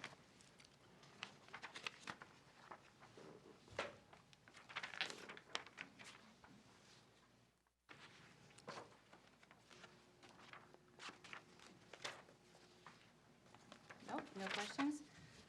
Going on to the next, general government, section C. Any questions? I have one question. I think that professional services could be a little lower. We had a 24% year-over-year increase there. There is some explanation for it. So we'll maybe do a round, and maybe Terry, you want to speak to your explanation for item 535? Feedback. Yeah, I mean, I'd say there are very specific items in there for studies that we are scheduled to do. The one that has, I'd say, some leeway for sure would be the contract we have with Jim Helmer, who, Rowena's, I'm not sure if any of you have met him. Yeah, I've met him. Yeah, of course, because you were the Better Streets Commission. So, yeah, Jim, of course, former Director of Transportation for the city of San Jose, is an expert in the transportation, and he was assisting when I arrived, and he's continued to assist us. But partly because we have a full-time city engineer, we've not needed his services nearly as much. But there are occasions where we can, really use his services. But, at this point, for the year, I can't say for sure that we would necessarily need it. And we had allotted $5,000 in there for him. So I'd say we could, reduce that. And because I'd like to leave a little bit in there, because we do need him from time to time, particularly since we're doing a considerable amount of work with Dave's Avenue Elementary School and his familiarity with safe routes to school and bike ped and safety improvements, which he has a bit more expertise than our city engineer does. So I would like to leave a little bit in that if we could. But yes, as I said, the rest of the items are very specifically allotted to studies that we have had on the books that we need to get to. Would this include the curb and gutter study? That is yes, it would include the additional amount. Actually, that was not originally included in there, so thank you for mentioning that. We were going to just try to absorb that, but it would be good to have some additional funds, I'd say, for us to be able to handle that for sure. I mean, in many instances, we're able to absorb it in some other way, but the initial estimate we haven't gotten back from the city engineer yet. I think I mentioned to you that we were going to piggyback that on the update to the pavement condition index, and because of that, we were going to get a good economies of scale out of it. But yes, I'm sorry. Thank you for mentioning that. But Would a fair compromise be like 50K or something like that? I'm just sensitive to this general government and administrative costs. Just try to keep this as tight as you can. Well, I mean, which study would you like to eliminate? Because the 56,000, we have that allocated for 1, 2, 3, 4 different. So if you want to eliminate, why don't we just go over them? So let's just go over them individually. So we have $6,000 in there for the newsletter for 2 times. Would you like to eliminate the newsletter? No. Okay. So we have 30,000, which is 15 each. One is for the road impact. Wait a minute, so 6K for a newsletter, why are we contracting that out for 6K? We can Well, get the youth people to help write some articles and. Well, it's not about writing it, it's about formatting it, it's about having it printed, it's about mailing it. The majority of the cost are printing and mailing. publishing it. Okay. And part of the, and currently I write the majority of the articles, and we'll probably still continue to do a fair amount of that. The additional person we're hoping to bring on board would be assisting us with that effort. Yeah. So that is currently for 2 times a year. And then we have 15,000 each. One is for the development road impact fee, which has not been updated in a very long time. This is the fee that the city charges for new construction. It doesn't include remodels, or is it just new construction? It's with the remodels as well. It's for new construction and remodels. And basically, it's a compensation for the damage done by construction vehicles. And it hasn't been updated in a very long time, and it really needs to be updated. And then the other one is 15 for Storm drains. storm drain study, which we desperately need to do. And this is to help us adjust the fees that we have for storm drains, because currently we are not collecting nearly enough fees to cover our costs, say, with the West Valley Clean Water Program. So we were unable to get those started this year, so we're carrying those over. And then We have to, there's $15,000 in that for the IT consultant and on-call services, and this is based on because we've had him for more than a year, correct? Yeah, so this is based in general on the usage of our person who we brought on board about a year and a half ago. And he has been a godsend for us, because before we had to rely on the services of the city of Campbell, who was extremely unresponsive. And so our IT services were really suffering. So this is to cover the cost of his on-call services and all the other stuff that he does for us for maintaining our IT infrastructure. And then finally, yes, was the $5,000 for Jim. So my suggestion would be just to leave it as it is, because then we would have the money we would need for sure to cover the cost for the curb and gutter, additional cost for the curb and gutter review. Okay. As long as you've got Thank you for breaking that down. thanks for breaking it down. One- That was helpful. One comment, if I may, on the newsletter. Just when you're getting ready, you might look for some economies on that. I know when I was doing election stuff, a lot of the mailing companies have gotten very aggressive on the will format and mail and all of that. They provide you the templates, and they take care of all of the mailing and all. I don't think it's out of line at kind of $1 a citizen on the newsletter, but you may be able to find some economies and get that down significantly. It's become a lot more competitive, so watch for that. And absolutely, and just to relate back to that, actually we have the second interviews on Tuesday for the part-time admin person that's going to help us with communications and public outreach. And both of the candidates, one in particular, have great skills involving InDesign and other programs, which you can actually create the document itself. So our hope would be that we could actually use them to do that part, and then we could use the money and potentially do more than twice a year, because then it would just be for printing and for the postage. So you realize that the letter that's currently posted on the website is from when you were first hired? That's correct. We made that one in-house, and that's the last one that's gone out. And I have the final proof of the one that's supposed to go out sitting on my desk, waiting for tonight's meeting to end, so that tomorrow when I get in, I can finish it and we can get it out the door. Excellent. Okay, any other questions regarding general government? Nope. Okay, then moving on to section D, personnel. Any questions? So I still have some remaining questions on this regular full-time based on what I know you sent out this auxiliary document, but I'm still struggling with the numbers here. So my impression of the last time is we wanted a flat run rate in this number until we had a salary survey. I think the way you interpreted that was take out the 3%, but for some reason leave some of the 5% step increases in. So we can call that a misunderstanding. But even with those 5% increases, if I go add up the 3 people that were eligible for 5% increase steps, that still doesn't total to the 22K. It's actually 4. So I don't have a spreadsheet to show you, but I can give you the numbers if you want to add them up. I have 6736 for the city engineer. Okay. 7075 for the finance officer. That was already maxed out, or that was a No, step that happened this year? they're moving to the top step. City planner, 5428.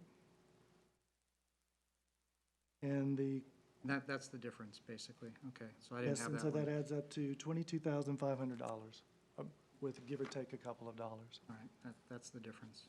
And just to clarify, on finance officer, that's Sue, and she's going to be leaving at some point during the year. So That we're is correct. actually going to have something lower than that be the net for the year, is that That right? is correct. It's highly likely, once we do the recruitment, you rarely, if ever, bring in a person at the highest level. So it is likely that at the end of the day, the person we brought in a lower scale.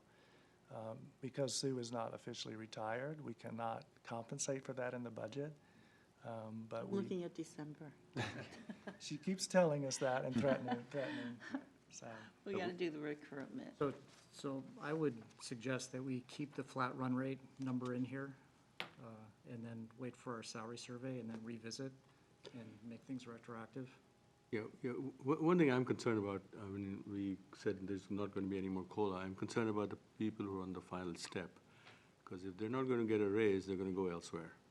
You know, I mean, there's at least, the COLA would have given them a 3% raise. Now you're not going to give them a step up from there.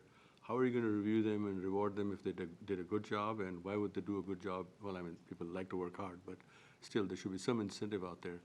So do you have any answer for people who are on their final step who are not going to get raises because they're at the final step and there's no COLA?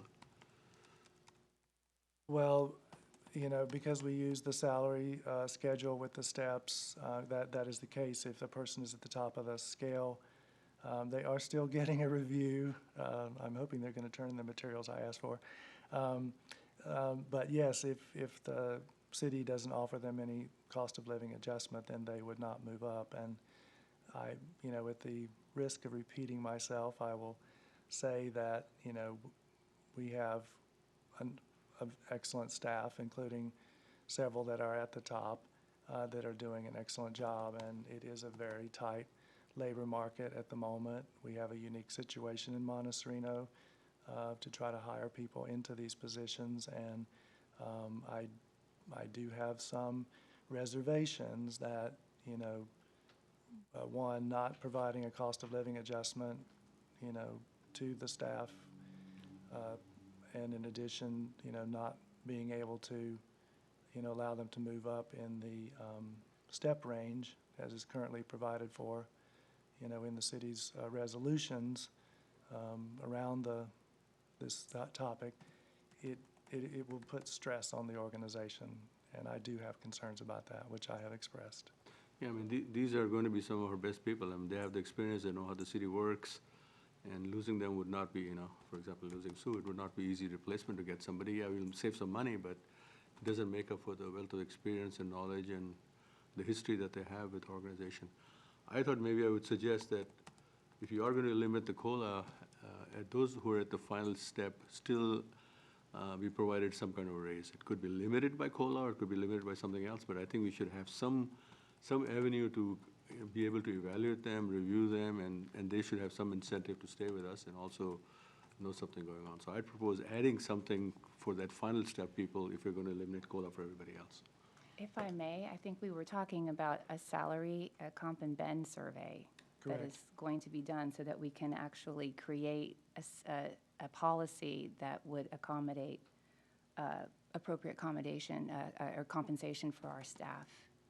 Yes, we, as I've committed to the city council, I've already reached out to 3 different firms, 5 actually, but 2 of them said they don't work with city governments.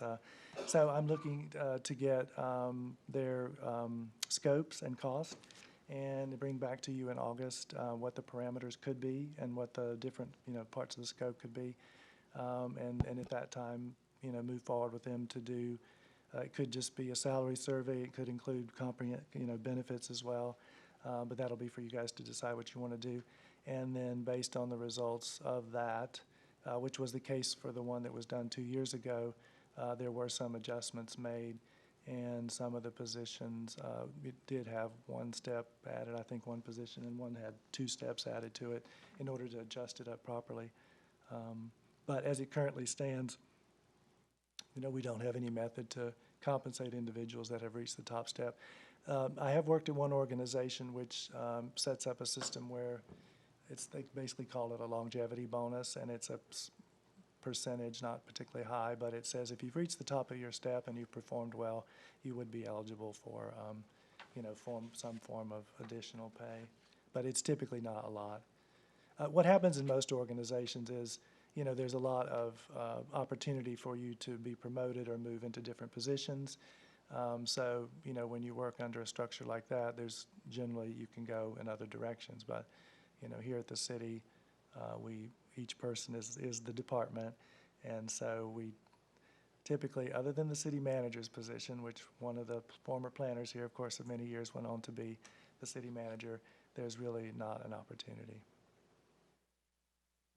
One other thing I would like to suggest is, we've seen the staff perform, but it might be helpful if you can bring them here at some meetings, maybe one at a time, maybe all of them, maybe at the salary survey, so we can hear from them as to what they do and, you know, what are the things that may be beneficial from us, for us to hear from them. Yes, and that, I've had more than one council person mention that as a suggestion, and it's something that, you know, I didn't think to do, especially since we have a lot of new council people, but I was just talking to the city planner about it as well, and I think we're going to try to work on something that could include, you know, us making a presentation, but also inviting you to come and maybe do a ride-along with the building official and the city planner and engineer when they go to a site, or I don't know, you could come and go with me to some regional meeting or something, but just some opportunity for all of you to, you know, get a better understanding of what we do. And I think it's an excellent idea. And actually, Councilmember LaBouve has also talked about it as a possibility at the picnic. We might be able to add in some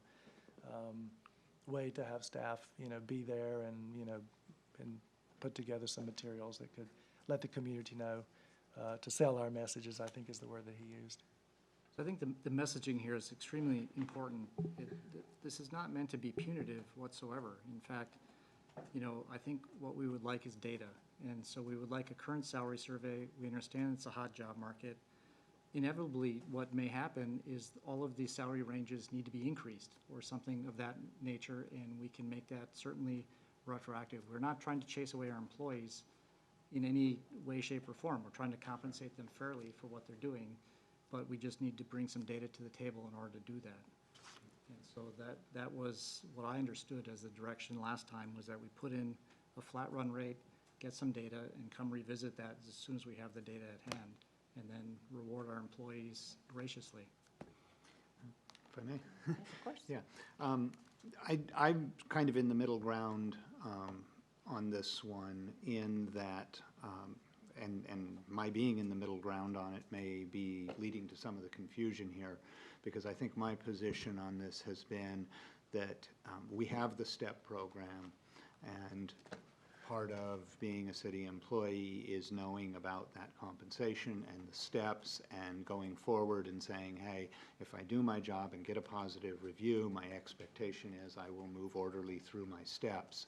And so I'm on the side of, in the short term, approving the STEP money, the STEP increases, this $22,000 plus the associated benefits.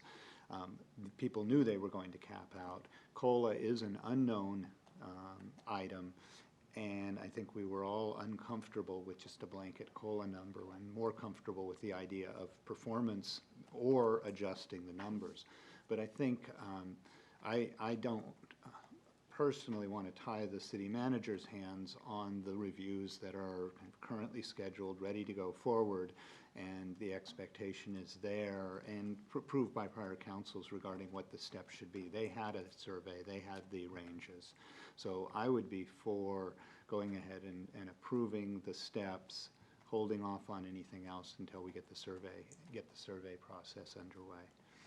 And also taking into account at that time that these people have moved, whereas other people have not. And we're going to have to factor that into the decisions at that point about what we set up for the future years in terms of what the pathway is. I'm also bothered by 5% steps as often as once a year, unless that is the right answer. But that was the answer before, and I don't have enough information to change it, and I don't want to, like I say, hobble the city manager in doing his job here on this one. So that's my position.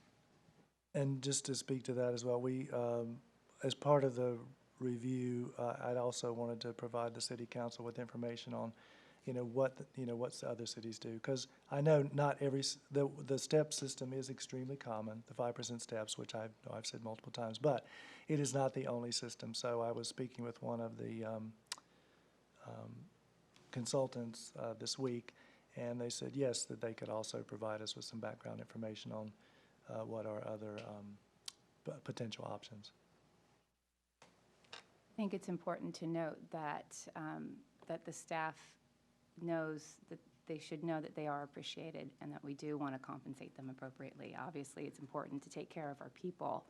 And I think whatever number we come to at tonight's meeting, or maybe we don't come to a number, but it's about making sure that we put policy in place that would allow us to adequately compensate our staff for years to come, as well as preserve the city's fiscal health, given our fixed revenue base. And we don't know what's going to happen in 10 years, but it would be great to be able, after the comp and ben review, to be able to create policy, whether it's whatever that is. It could be what it is now, or it could be something different that would enable us to take care of our staff for years to come. So whatever that number is, if we don't agree or we do agree, when we get the results of that review, that there will be a retroactive raise schedule, that there would be compensation. So, I mean, I want to convey that there will be compensation regardless. And whether it's in this number or it comes after the salary review and is retroactive. I think that's the point I'm trying to make, is that it's not about not giving raises. I think the number, it's more about giving the raises when we have the information and doing it properly.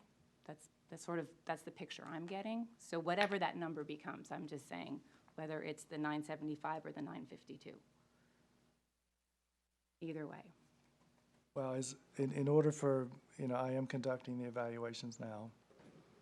And, they're folks, the staff, many have been here for many years, and, they know that the salary schedule was adjusted 2 years ago based on a salary survey. And so, I am anticipating that they will qualify, and I would, like to be able to, and I feel that it's my duty and responsibility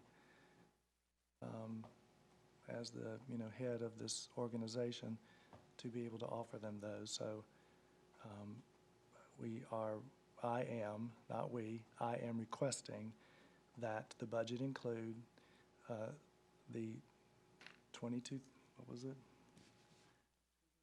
approximately $22,500 that would allow me that ability to do that in a timely fashion. And as I noted in the supplemental memo, that accounts for I don't have it here it is, 2.3% of the entire budget for the personnel. I don't think it's very fair to move ahead with some but not others, right? I mean, the salary survey will also allow us to perhaps widen some of the ranges.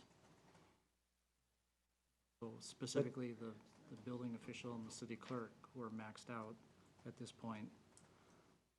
Yeah, but that's where my comment comes in, that if we go ahead and do what the current expectation is now, that having been done would factor in to the next layer, because we know that we need to address these other positions as well. So I was looking at it as kind of the expectation of what was a known quantity, including known having capped out under the current numbers.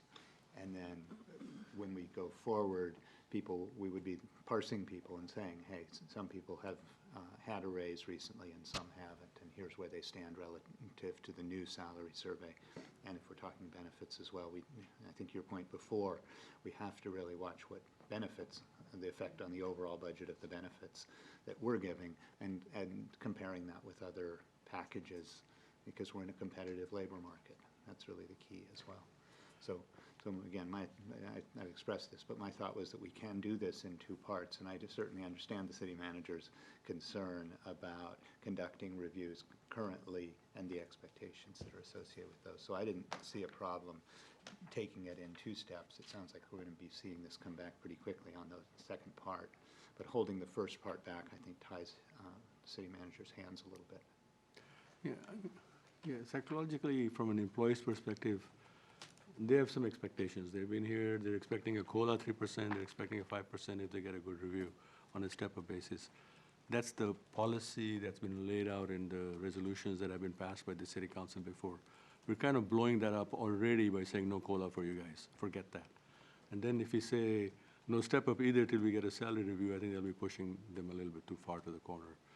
And I would suggest, I would prefer to have the COLA in there too till we do the salary survey and say, okay, this is how we justify not giving you guys a COLA because you're already getting too much, making too much money.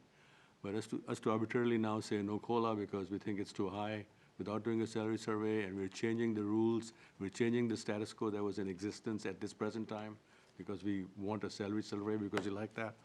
I think that's not fair to our employees. I think we should have stayed with the COLA also, give them the 3%. If council feels that that's way too much right now, then at least that 5% should stay. Are we done with personnel? Are there any other questions? I think we're split on this one. I guess what, so Well, let's come back to it. Let's go through the rest of the budget. Are there questions on any other things? Administration, equipment and improvements.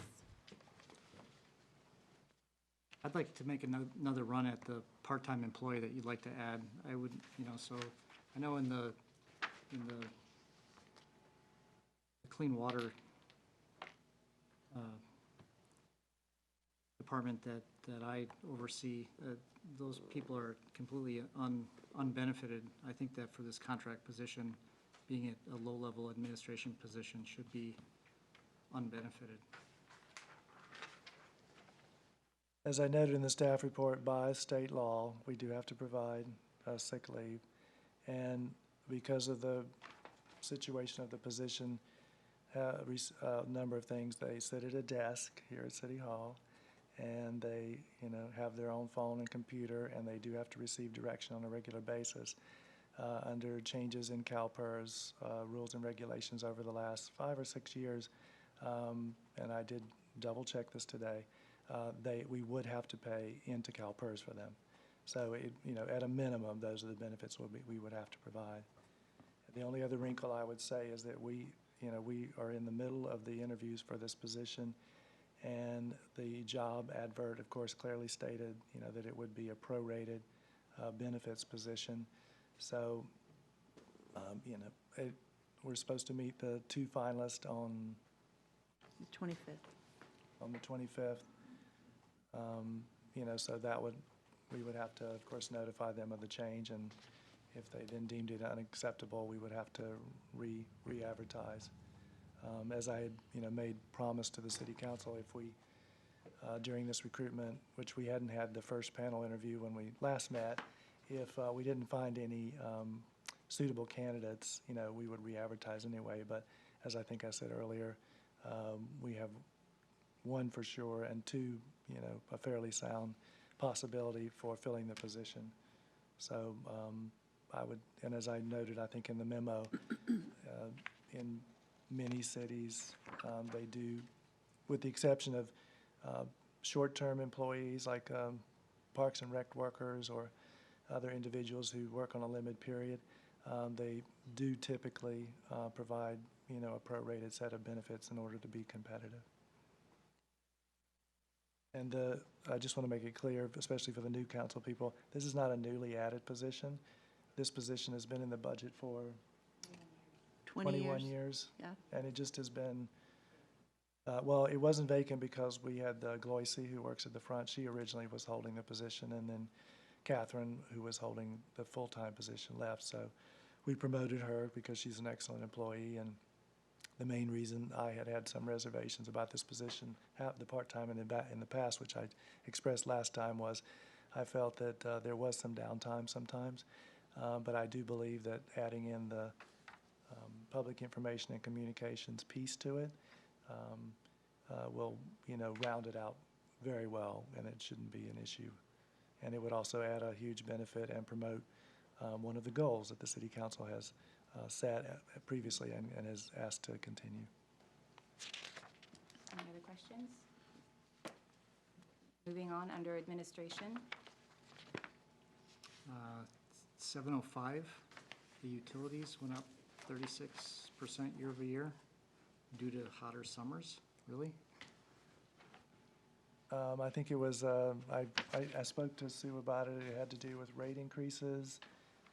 Again, That's a big rate increase. Well, I would be really mad if my bill went up that much. these are her best estimates, and if, I mean, maybe there's just a misperception here regarding these items. The bills come in and we pay them. If it turns out it's only $12,232.47 at the end of the year, that's all we expend. Because the line item may say $15,000, it's just our best guess. It doesn't mean if $3,000 is left over, we will, use that to have a city, a staff picnic on it. We can certainly lower it, If it kind of turns out to be more, we'll absorb it in some other fashion. Is there some thought given to going solar or wind power energy on this building, or making the whole thing self-sufficient? We don't have a line item for that. And when the city did a review of the structures, because there was a time, a number of years ago, I don't know if you remember, but there were studies for potentially replacing City Hall. I could look to see if that included some information on potentially adding solar panels and so forth. But it certainly is a possibility. It's just nothing that we've investigated. Yeah, maybe there'll be grants out there too.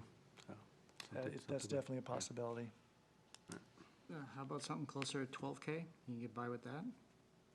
Until the bills come in, I can't say for sure, but we can certainly make that adjustment. Does that seem like a straw vote for 12,000? Well, I mean, the bill is going to be what it is. I mean, That is I don't correct. know No, I can what show do you you. do I with can it? You show you budget what more or we less. paid. Yeah, she's got the bills Here. there. These, as I said in the beginning, this is, Sue's best estimate based on increases from last year, and we did have a particularly high electric bill based on the, last summer. It was much higher than normal, and this year, May has been very cool, and June has seemed hotter, but it's possible July will be cool again. Yeah, are these bills on time of use, or do you just get based on how much you use? Just how much we use. There's And n- we have aluminum windows. We have 3 different units cooling these buildings. I mean, there may be some things that could be done to improve the ceiling, or, maybe get some vinyl windows, do stuff like that. But this number is based on bills that have been paid from last July to May. So I don't really see how there's any wiggle room to Yeah, not no. pay. Yeah. All right. All right. It's under Section F, Equipment and Improvements. Facilities Maintenance. Facilities maintenance. Maintenance.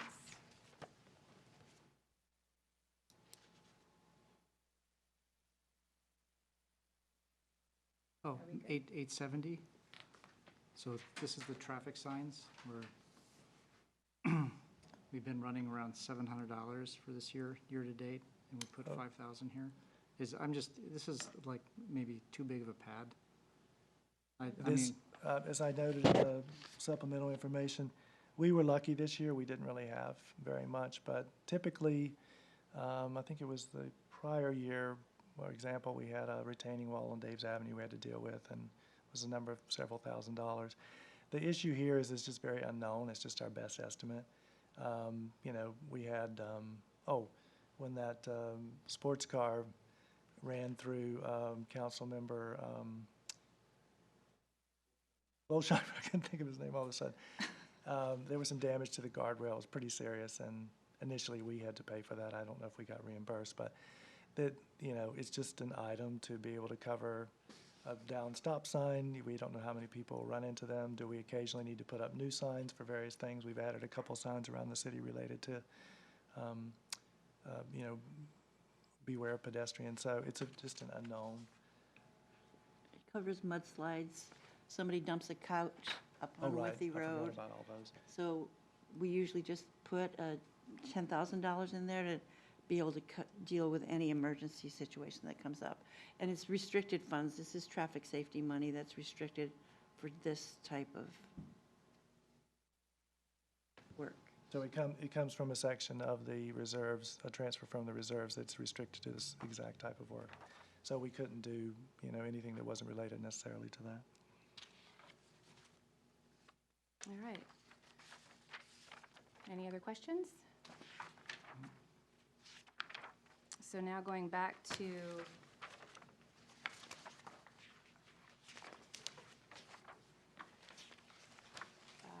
the personnel piece, do we want to move forward with the suggested 975? Do we want to, what is it, the flat rate of 952? What, the sense I'm getting, how do I proceed from here? I guess, I would put forward the motion as it is budgeted, but, and so if Councilmember LaBouvet or someone else wants to propose an amendment to the motion as drafted, that would be a proposed amendment. If there's a second, then we would vote on the proposed amendment and make the change. I think that's the orderly way to handle it, correct? So you second the motion first, I guess. So there'd And first be a proposed motion to keep it at 950 something. If there was a second for that, then we would vote on that before coming back to vote on the amended or not amended version. So Okay. I'll make a motion for, to keep the flat rate until we see a salary survey. That rate at 975? No, at the 950. 952. 620. 621.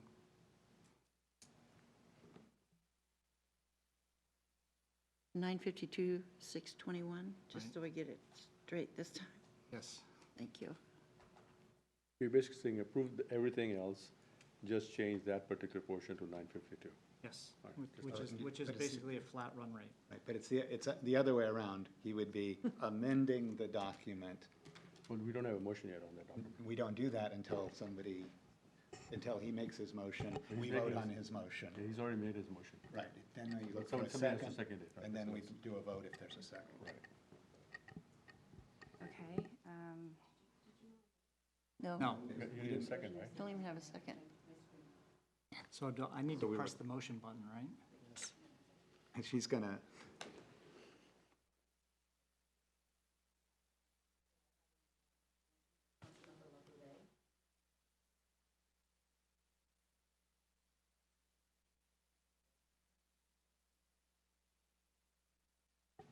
So that motion would fail for lack of a second. okay. Then we move on to, do I have a motion to adopt a resolution adopting the proposed fiscal year 2019-20 operating and capital budget?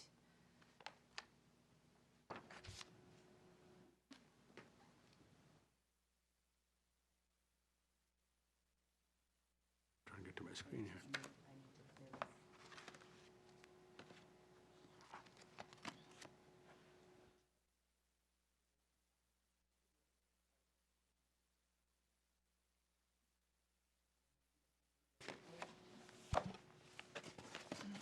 And I have a second by Councilmember Alagi. Okay, should be able to vote. I have all votes in.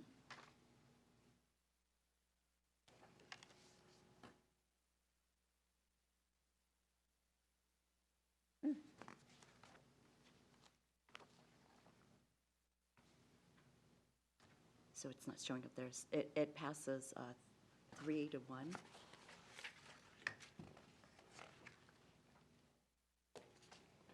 All right, then next we move on to the city council goals, fiscal year 2019-20 city council goals. Does anybody have any questions?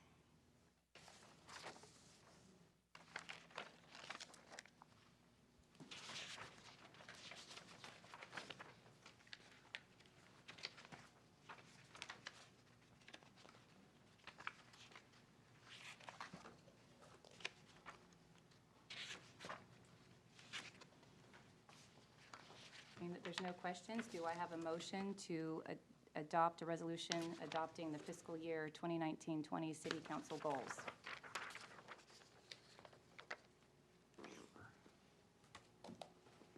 I have a motion by Councilmember LaBouvet.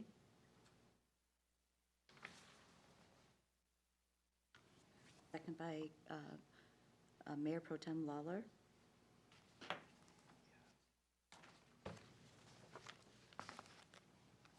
Voting screen.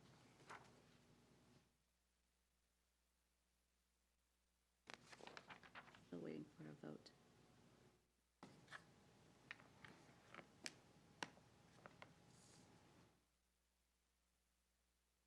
Okay. Votes are in, it passes 4-0. And then we have the remaining resolution for the updated, or the revised city council. Did we do that one? Role, vision, and values? No. So we need to do that one as well. Okay. So moving on to, where is that? It is number 3. Adopting a resolution adopting the revised city council role, vision, and values document. Do I have a motion to adopt? Actually, maybe we speak to this in advance. The way this is written up, it's kind of like, it almost reads like we had a lot of input into this process, when I don't think these exact 5 goals came out of that March meeting. Is that, That is correct. This was a, have that recollection? that's I do. correct. We reviewed it at that session. It was in 2017, I believe, that the city council had, it was before I arrived, an ad hoc committee. Is that correct? Yeah, an ad hoc committee, and then they, but I think Councilmember Turner was part of that, wasn't she? Yeah, she was one of the pivotal persons, Mayor Turner, excuse me, in that. And so that was originally put together at that time. It was reaffirmed with last year's goal setting. And then at this year's goal setting, it was one of the things that we started with at the beginning and asked the council if they had, wanted to make any changes to it. And so there was a couple of notes on adding a few words in a few places, and based on that direction, that is why we brought it back to you tonight. Of course, repeating this again, going through the goal setting and, whatever process we may, change or adopt, based on the new council's wishes, because I highly recommend that this document be revisited in a larger way, just to be sure that it still reflects all of your wishes.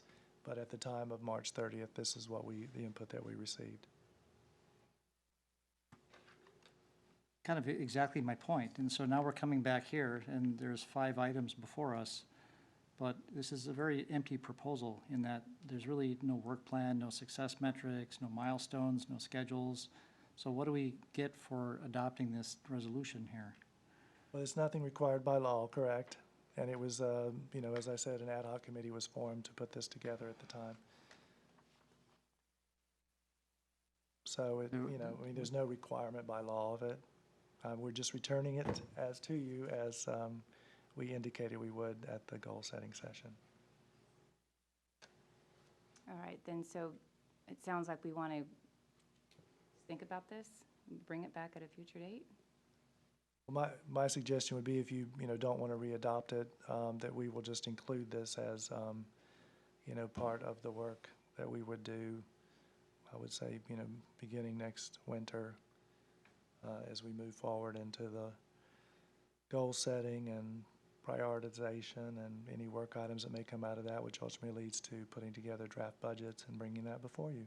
I mean, I think these are very worthy goals, and I do like, I like the goals. I think the wording might be a little soft and vague, but if this were backed up with a work plan of some sort, it would be much more tangible in terms of what we're voting for and what the city staff was intending to actually do with regard to this resolution. Or maybe if there was an ad hoc committee on customer orientation and operational excellence. Boy, that might be an idea. But, no, I agree. I mean, I was a marketing person before a couple of lives ago, and this is a lot of really nice words strung together, but didn't mean much of anything and wasn't going to affect much. And I agree that it should really go with the action plan, and the action plan is the city's business that the city manager is working on, and it's all of the issues that the city council is working on to change the way that interacts with the public. So I'm kind of hearing what you're saying and in agreement that this can become a much more comprehensive document and something that's different. Our vision is pretty clear. It's implementation that's the issue here. So I'm in agreement with what I think you're saying, which is table this and come back when we have something much further to say. Or maybe if you would be give us a date for a date, or, if the next time you can come back with a schedule for when you can flush this out into something more Well, substantial. what I'd rather spend time on is really the goals themselves, and that is where the meat of, what the city council has. Unfortunately, I don't have the document in front of me, but I thought that this document is really more directed at the council itself, not at staff and the work plan. That's really around the council goals for fiscal year 1920, which, as I indicated, will be returning to you with desired outcomes, objectives, and but specific work items. Well, that wasn't my understanding. When we left the study session, it was you were going to go off and see how much staff resource you had to actually execute against these 5 items. That is correct, and now we have a budget, an approved budget, so I'm Well, assuming of all- that because all you're the- putting this forward, you have ample resource to do something on this action item.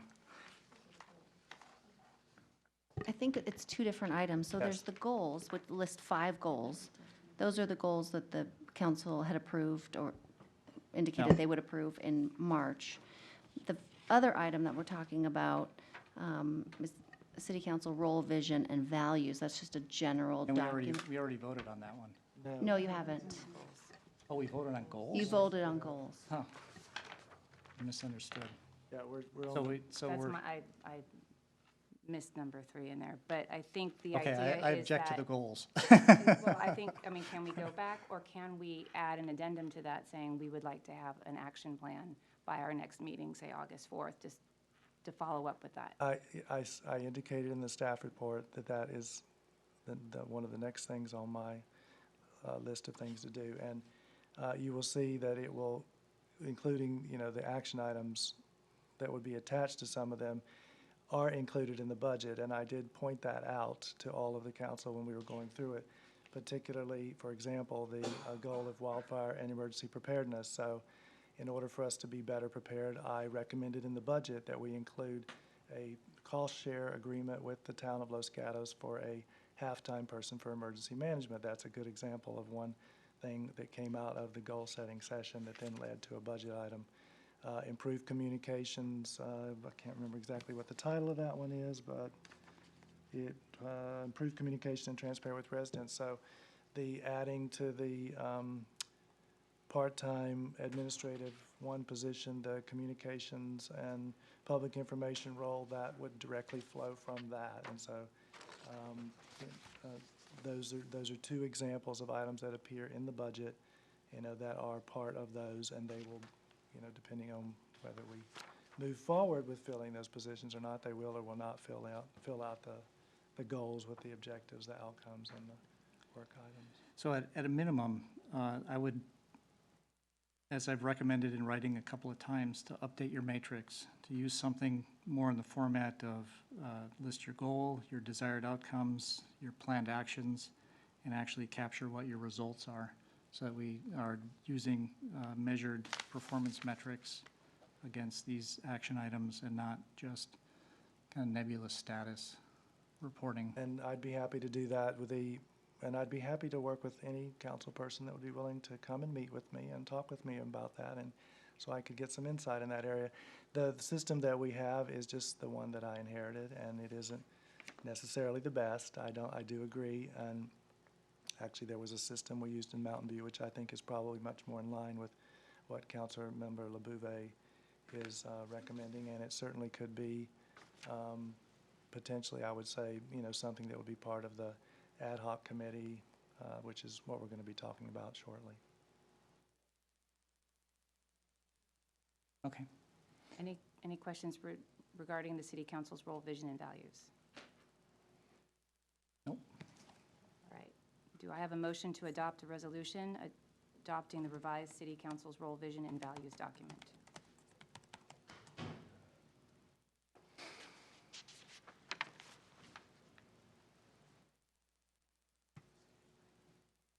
You have a second. Oh, I'm sorry.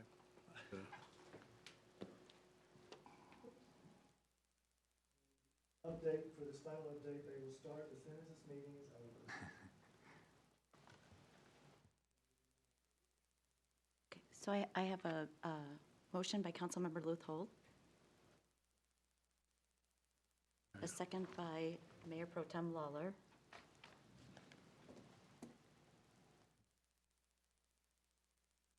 I've lost my screen, so.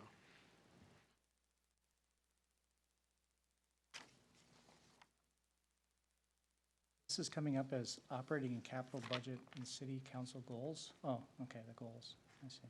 This is the vision. I don't know why it's coming up that way. For your vision statement, your roles, your vision and values, council members' roles, vision and values. Okay. It's coming up as item 9. It's the programs. Not compatible with the agenda. So I have 3 votes in. I don't have a screen, so it's a yes. It should, okay, let me mark it down. Okay, so that passes 4-0.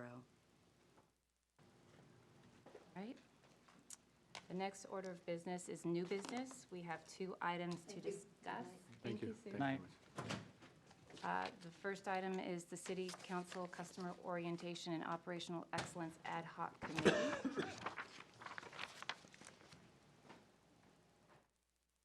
Barry, did you want to speak to that first? Although, I can tell you this will be the last meeting.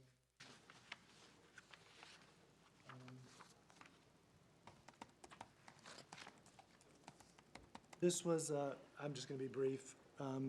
This was an ad hoc committee at the request of a city council member, LaBouvet, and he sent us, provided us with his ideas, and so we have basically taken a look at them and provided feedback to the city council on what he has put forth, and we have a number of questions, and we have some concerns, and we were unfortunately unable to have a direct conversation with Councilmember LaBouvet. So we're have a lot of questions, and as you can see in the staff report, we've asked a series of questions, and I think what would be helpful for the city council in general and city staff would be to hear directly from Councilmember LaBouvet, so we could get an idea of what the overarching goal here is, and how this would lead us down a path of providing something useful for the city and the council and the organization. And Okay. Charlie Horse. Okay, so let me start with some examples, and that will set the motivation for this initiative a bit. When I first joined, of course, I come from private industry where business management or business management review is much more thorough. And as I've become more a part of the city government, I've been able to observe what some other folks are doing in peer organizations. And I find that they have processes that I am familiar with and I do recognize. So for example, in the West Valley Clean Water Program, what I did notice when I first met with the executive director is that they did have an external assessment done where they interviewed stakeholders for current way of working. They were able to come up with a SWOT analysis, which is strengths, weaknesses, opportunities, and threats, which is a current or a very common business practice. And they were able to make some findings in a formal way. And then the organization used that to go develop a strategy overview, which basically defined what their problem was, their mission statement, their core values, their management process. They, of course, included the SWOT analysis. And they came up with a set of strategic priorities that they could manage to, and with respect to and then they sized those priorities with respect to their available resources. Then they went on to develop a work plan around those strategy priorities and set some goals and some success metrics and start reporting status against those on a regular basis. Furthermore, this type of an organization has a lot of compliance to deal with, and so they had a very detailed work plan developed in order to fulfill their compliance issues. And all of that really fed into their budget proposal. So when it came time for budgets, They knew exactly what their strategy was, what were the items that they wanted to focus on, what their work plan was, what their resource needs were to fulfill their work plans, and so their budget just made a lot of sense. And in addition, they had some management issues where they did recognize that some of the personnel, there was a lot of attrition going on in this department, and so they came up to the to the council with salary surveys and job descriptions and staffing details and tenure type issues and attrition rates, and they were very transparent about their organization, how many FTEs they needed, how those FTEs would be used, and what their management problem was with respect to attrition. And they proposed some solutions, which was mostly throwing money at the problem. And we were quite receptive to that because they came equipped with a lot of data. And so forth. And so from that, now they actually have quite a good working plan in place. And now they come back with status updates and results on a regular basis, both in writing and in the public meetings. So that's a process that I recognize, and that's a very common business practice. I also see on the next slide, slide 3, other organizations. So we get forwarded around a lot of materials from other organizations that are happening where it's not uncommon to see a work plan with effort estimates against them. Operations, quarterly operations reports, status reports, audit reports, especially in the financial sectors, and also satisfaction surveys. And it just really kind of dawned on me, why aren't we doing more of this at the city level? Or why can't we do more? And so I contrast that with my experience with the goal setting and budget process here at the city level, which I just thought was very bare bones. It's the bare minimum requirements to actually fulfill that process. So March 30th, we had public hearing. There wasn't really a lot of previous results. Usually you set the stage for a goal-setting meeting with how are things going in the previous year, what went well, what didn't go well, what are some of the risks that you foresee, and that sets the stage for what some of the new priorities should be, rather than just a blanket spitballing type activity. We didn't really have a final report or any follow-on planning. Today was the first day that we saw the chosen 5 items that came out of that meeting. June 4th, we had a budget proposal. We had a lot of discussion and misalignment with the city council and the residents in terms of the proposed budget. This was the only 2 meetings prior to the deadline, so there wasn't really a lot of opportunity to work through those items and really discuss them in a very detailed way, nor was it tied to any kind of overall arching strategy. Not that there isn't a strategy, but it's just not very well articulated. Terry mentioned several times about paving indexes and so forth. It would be very easy to come up with a comprehensive messaging around what are some of the value propositions of the city and what is our strategy, and communicate that, and that would flow into our budget and really explain in much more detail in terms of why we're spending money in certain areas and do people agree or not agree. So that was the experience, and so I felt like our goal setting and budget process at the city is just lacking, and especially with respect to peer organizations. They were just much more transparent, and they were using better business practices than we are. So on the next slide, slide 5, I'm just trying to make a statement about policy and process define standards and expected results. So everyone comes to the table with different perceptions, different experiences. Here in Monte Sereno, we have certain expectations about what a home looks like. Well, in other parts of the world and other parts of the country, a home can mean a very different thing. And so, and similarly, I put a picture on here about traffic. So we have some Bay Area traffic, coming by 101. We have, this is obviously a picture from India. Whenever I've traveled in India, I've always been amazed at sort of the Brownian motion. Now, in both places, you get from point A to point B.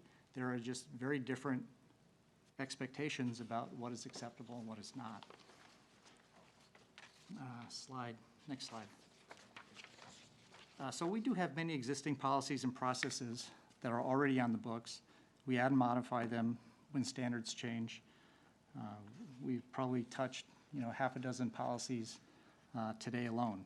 And so it's not unheard of to be making policy decisions and modifying them as all of our expectations change.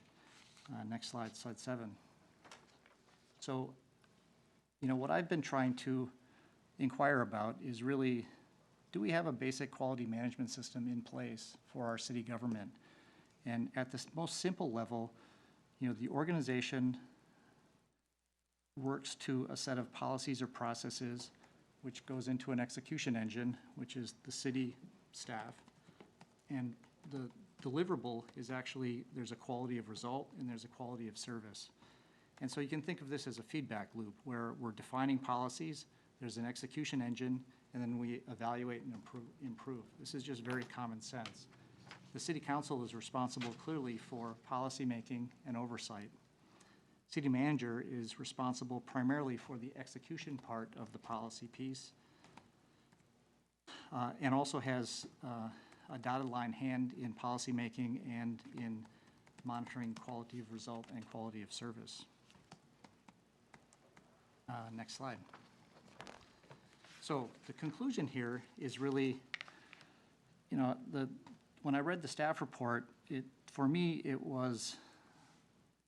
it seemed that there was a misunderstanding of what a quality management system is and what I was talking about. We clearly just speak a different language. We're trying to bridge that gap. Hopefully, some of these slides helps us get there.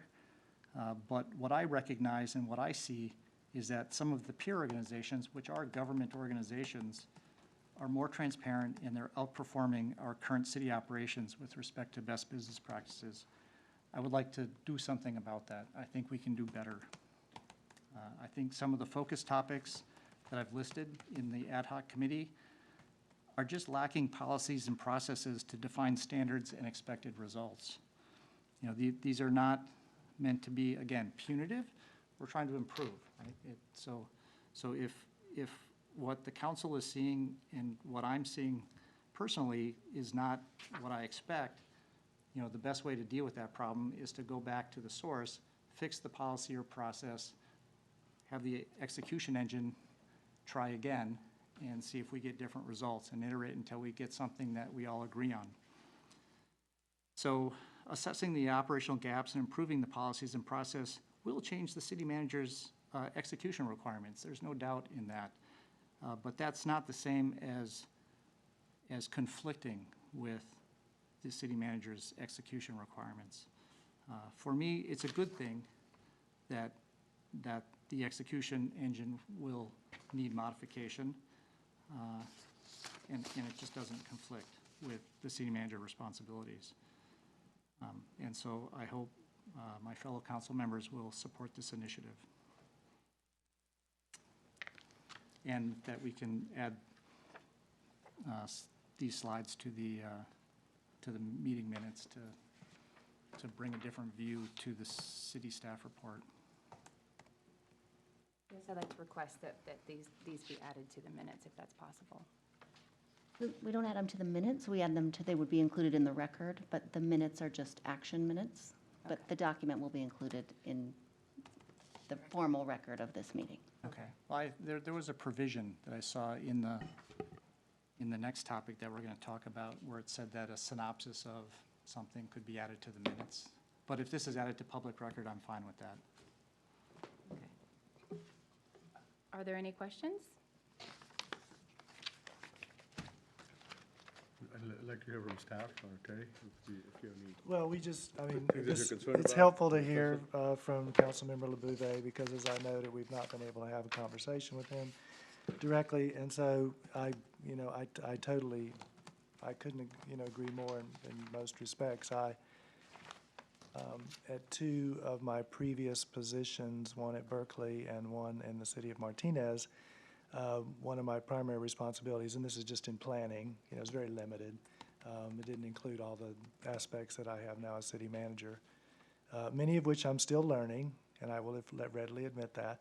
But it was my charge as, over the planning function to do an entire operational and organizational assessment, including the decision-making bodies, and to, look at best practices and ways to make revisions to provide better service, more transparency. So it's not something that I am unfamiliar with. Being a city manager, it's of course a larger scale and it includes more things. And, there's, all of you certainly bring things to the table that are helpful to me, and I do really appreciate that. And so I would be, welcome, having an ad hoc committee that could help, look at different things within a limited scope, because as I note in the staff report, there are areas in there which are my sole responsibility, and the council, under the current municipal code and any other city organization that I know of, those are not open, for discussion by a city council. So beyond that, there's quite a few things in there I couldn't agree more with, and I would love to, get some feedback on how we could improve.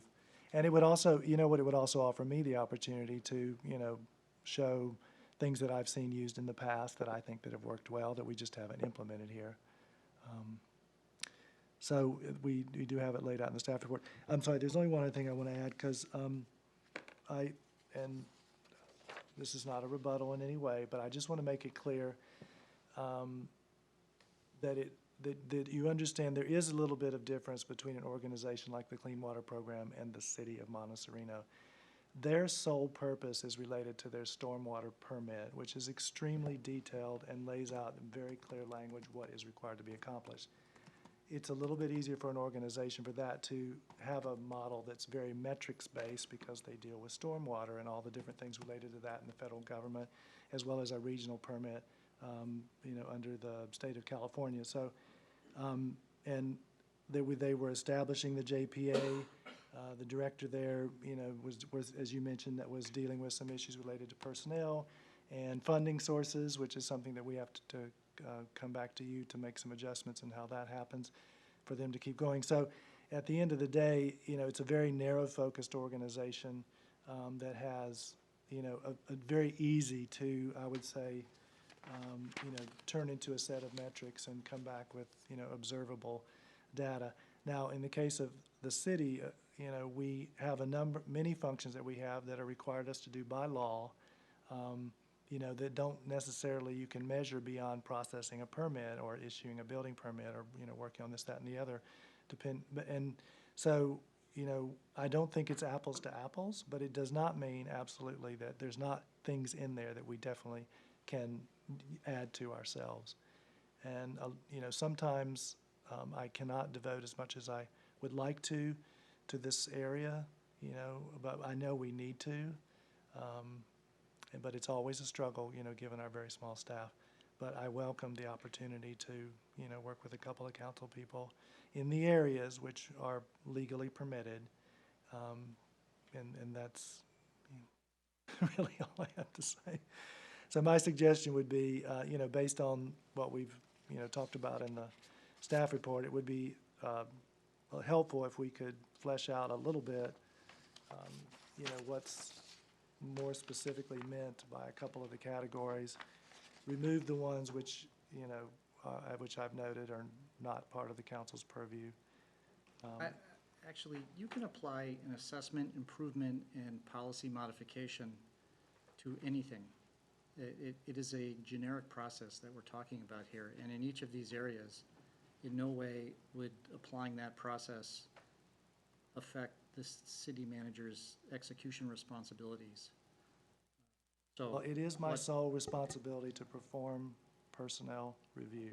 it is the responsibility of the city council to set policy. And so my suggestion is, and the outputs of this ad hoc committee will essentially, the deliverables will be policy, and policy to be implemented. And so I think that it's very clear from your staff report, there is a clear separation there. Anything that this ad hoc committee produces as a deliverable does come before the city council for approval. And so the city council gets another bite at the apple at that time. So if there's any conflict, that can certainly be raised at that time. But Agreed. I think that there is already a mechanism in place to monitor whether the separations are appropriate. The only other thing I'd ask, which is what I stated, was I'm not really sure what root cause corrective action means. I looked it up online, and there was about 3,000 entries, so it was, That's because we don't have a process for that. well, could you explain to me in fairly simple English what that means? So a root cause corrective action process is really actually not much different than a basic quality management system. So basically, if you find that you have a failure or a defect in any such way, the idea is to go through a process of saying, what was the root cause of that process failure? And now what actions do I take to correct that failure? So it is as it actually says. It's, you find the root cause and then you correct the action. So it's really nothing more than that. Now, you can apply it to almost anything. So for example, customer service incidents. There's a slurry, so they're having problems with their pavement. Somebody needs to get to the root cause of what is causing the defects in the roads. Is it, was it a contractor error? Was it a labor error? Was it was the topical that they applied? Was the problem with the materials? Somebody has to assess what the root cause is. And generally, in a manufacturing environment, you're very rigorous about if you find a defect, you document what the root cause was, you document what the corrective actions are, and you make sure that those corrective actions are now part of your new policy so that those problems never happen again. And I'd say, in general, we do that on a daily basis. We may just not It is necessarily. absolutely common sense. It is absolutely common sense. We And may so not. I listed write it there into a just because memo, I don't but- think anyone has ever, written sort of a document in that way, or maybe has described the problem in that way. But so it's more likely that root cause type analysis comes into other areas, right? It would be built into other policy areas. But I listed it there as more of a reminder that we should pay Okay. attention to it. And, I had questions about, what you meant by operations review, but at this point, I think that is, we have an ad hoc committee, and I'd say, some of the other ad hoc committees doesn't really require me or the staff to really be a part of so much, but I'd say because this is really so much about operations, which really ultimately is my responsibility, that, I would need to be more involved. But I also have to be mindful of the 14 hats that I have to wear and all the other duties that I have to do, which are critical to our organization. The only last thing I would say is, I just want to make it clear, if it's the last bullet point, which I did put up there, is the personnel performance review process. If the idea is to offer me suggestions on possibilities that we could use, I'm open to it. But if the idea is to direct me to use a specific system, that is a distinction that the municipal code makes clear. Well, I think we just got done looking at a resolution that actually laid out a step process, right? So the city council ruled on that, and you didn't find that too offensive. So if things were framed in a similar way, that, hey, this is the process that we're adopting, this is the way we feel that the city can move forward in the best way, then of course, the city council, if they agreed, would mandate that moving forward. I don't think that, that's just the way it works. So the only thing I would say, there's a difference between approving the salary schedule, that has to do with financing the salaries, that's specifically within your purview. There is some The debate review on even the process structure of is that. specifically within the city managers for certain employees. And so the concern is that the ad hoc committee will come back with recommendations telling the city manager how to review his or her staff, and that would be inappropriate. Approving a salary range is absolutely within the purview of the council. Like I said, I'm certainly open to hearing, suggestions for, different systems for performance review. I've worked in 5 different municipal organizations, and every single one of them was slightly different. I think the one I use now is quite good, and it's one I brought with me from the city of Berkeley, but. Have you even disclosed it? Do we even know what those documents are? I'd be more than happy to, if you would. I've asked for that several times, and I've never seen it. Well, I've also asked you to come and meet with me to talk about any and all of this, and you have indicated that you're not interested in that. So No, because you always ask me when I'm busy, Terry, so that, I mean, I'm happy to come over here pretty much at any time. I am here from 9 to 5, 5 But days a week. I'm going to interrupt here, and I think at some point that those things can be furnished, I would presume, I would be happy to do that perhaps as part of tomorrow this or by end process. of week. I think that what I like about this ad hoc committee is that it works two ways. It's a good opportunity for us, the city council, to learn how the city works, giving us the knowledge we need to make good policy. And it helps city manager and staff, perhaps, streamlining their work management load. So, we can help each other out here. I think it can be a very symbiotic relationship so that we, as a council, with our fiduciary duty to our constituents, can tell them and ensure them that we are using our best practices and we are using our tax dollars wisely. That is And I think that that's true of the other, ad hoc committees. Initially, it was, like the one for the CASA legislation. It was very foreign to me to say that, the council wants to work on reviewing and researching, and, and I talked to the city attorney about it, and she's like, yeah, it's a bit unusual. But then the truth is, we have a very small organization. It's very lean. We don't have a lot of excess capacity, and what has turned out to be, it's been a bit eye-opening for me, but I think it's not a bad idea because we have, council members working with the city attorney and myself, on, really diving deeper into this area and working to provide feedback and quality review and feedback, and I welcome that. But I have to say initially it was a little odd, and of course we have the other ad hoc committee, which I'm still waiting to hear from on the social media policy is one. So, in the sense that, it's a bit unusual, but that the council is providing us some form of resource to assist with city operations and policy. I do see the benefit in it, and I think it's a good thing. Yeah, I appreciate all the work Dan's put into providing us with information. It's quite a bit of effort. That's really good. And I understand you're concerned. You basically don't want to be micromanaged. You want to be running this, whatever the city manager is supposed to do. You need to continue that. So I would suggest we form an ad hoc committee, keeping those things in mind. We want to be able to give you your review as to how you're doing or some quality analysis return on those. But I don't think the ad hoc committee wants to get into the stuff that your day-to-day operations are involved. So if you can frame that in that context, I think that would be a good way to go. Yeah, if I may. Sure. And I think the distinction has been made, and I think we got agreement that this is really, and you stated it really well, and it is good to see it visually. The council is about the policies, and what we're talking about with this committee is how to get that loop of how to make the best policies within the scope of what the city can do and the resources and planning, and then communicating that to everyone. The one concern I have, and why I think that distinction is so important, is because policy is what the council does. The other thing is that I would just want to underline for the ad hoc committee to be careful in the idea of giving staff direction. And I think that's some of the sensitivity we get here.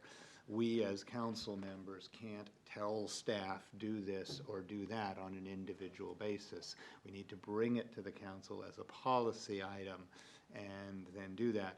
And so the committee itself is going to need to be careful because they're going to need a lot of input, gather the data, figure out what the feedback is. But ultimately, the committee needs to not start running things. It needs to offer suggestions or bring it back as a big policy item. So direction versus policy as well is going to have to be something to pay attention to. But I think you did a great job putting it into the picture here so that we can use that as a document to come back to. And so I would think that one of the first things that the ad hoc committee would do would be to define what it does even more so, and to really get that down and figure out what the bounds of the committee's kind of areas of research and implementation are. Agreed. So do we have a motion to create a customer orientation and operational excellence ad hoc committee? I get to make the motion. I have a motion. I have a motion by Councilmember LeBouvet and a second by Councilmember Luthol. But you have a resolution here? that- Yes. Is that the motion, is to approve that resolution? Yeah. I wanted to see if you could add something in that the ad hoc committee, and I don't know if that's proper verbiage, it shall not do anything that steps into what the city manager is required to do under the law. I don't know if you can frame that a little bit better, maybe, Kirsten? So that we can do the separation that's necessary, so the city manager, still does whatever that he's supposed to do. and Kirsten, I mean, do you He think, doesn't get a pass, it's just not doing do you anything. think that the, municipal code section delineates it enough that that is for? Well, I think what you could do is, under the now therefore section, we could make it clear that it's direct policy improvements, or direct policy for improvement. So it's a little more clear that we're talking about what the policy is. We want to have a satisfaction survey of 75% or something like that, as opposed to, when you get these complaints, you should be doing X, Y, How and about we Z. put it directly into the language, so we have assess operational processes based on findings, comma, direct policy improvements. Why don't you just insert the word policy there?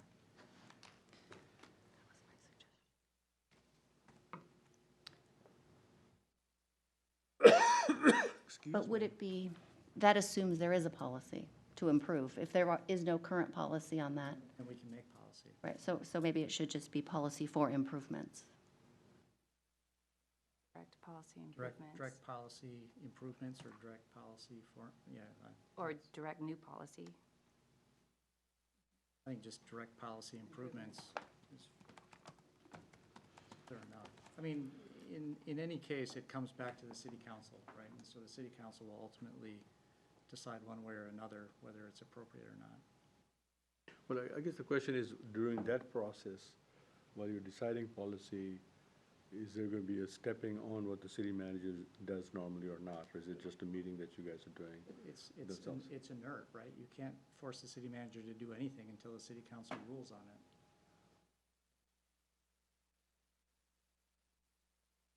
Like, in no way could we go to Terry and say, hey, you must do it this way. Oh, and by the way, we're gonna bring this back around. That's just not the correct order of operations. And I think, in this one, I would want to be involved in a way. I'm not involved in the others, and I'm sure I can assure you that I will let the ad hoc committee members know when I believe they are stepping outside of their lane. Okay. Do we make an adjustment to it? Yeah, so there was a motion and a second, so we would just need a acceptance of the modification to say direct policy improvements. Okay, so do I make a motion to accept that? So the maker of the motion was to accept that, and the maker of the second as well. So do I have a motion to accept the change to direct policy improvements? Councilmember LaBouvet. Right, Oh, so you so would need to because- accept that modification. Oh, okay. So I You put just yes. need to Indicate nod that you verbally agree. that you Oh, do. yes. Yes. And the And then second? yes. Okay. Yes. Okay. So now you should be able to vote.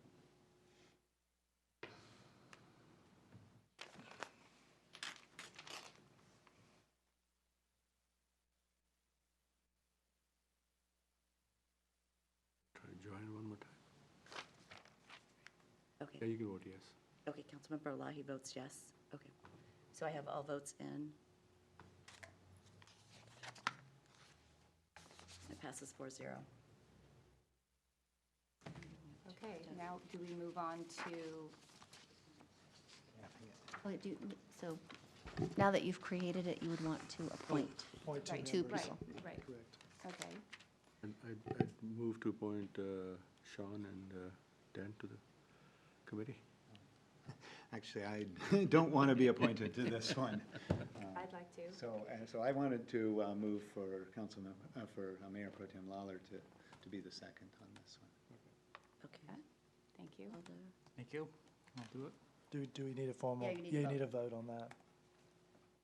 All right, do I make a motion to, Yes. okay, I move to appoint Councilmember LaBouvet and Mayor Pro Tem Lawler to the Ad hoc Committee, Customer Orientation and Operational Excellence Ad hoc Committee. Look at that.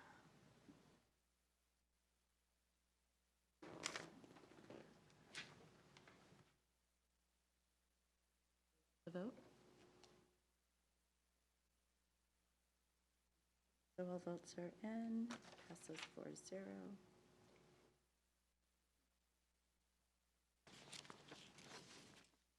All right, on to the next. More? Final amendment to regulations and guidelines for the conduct of public meetings. My understanding, this is just a discussion, this is not necessarily an action item. Correct, there were two requests, one from Mayor Turner and one from Councilmember LeBouvet, which we've included in the staff report. And staff wanted to also take this opportunity to see if the city council had any other adjustments that they would like to make. So what we're looking for tonight is guidance from you on the overall adjustments you would like to make, and then we would return with a resolution for you to consider a revised document. Member questions? Comments? I move to accept the current language with no further additions.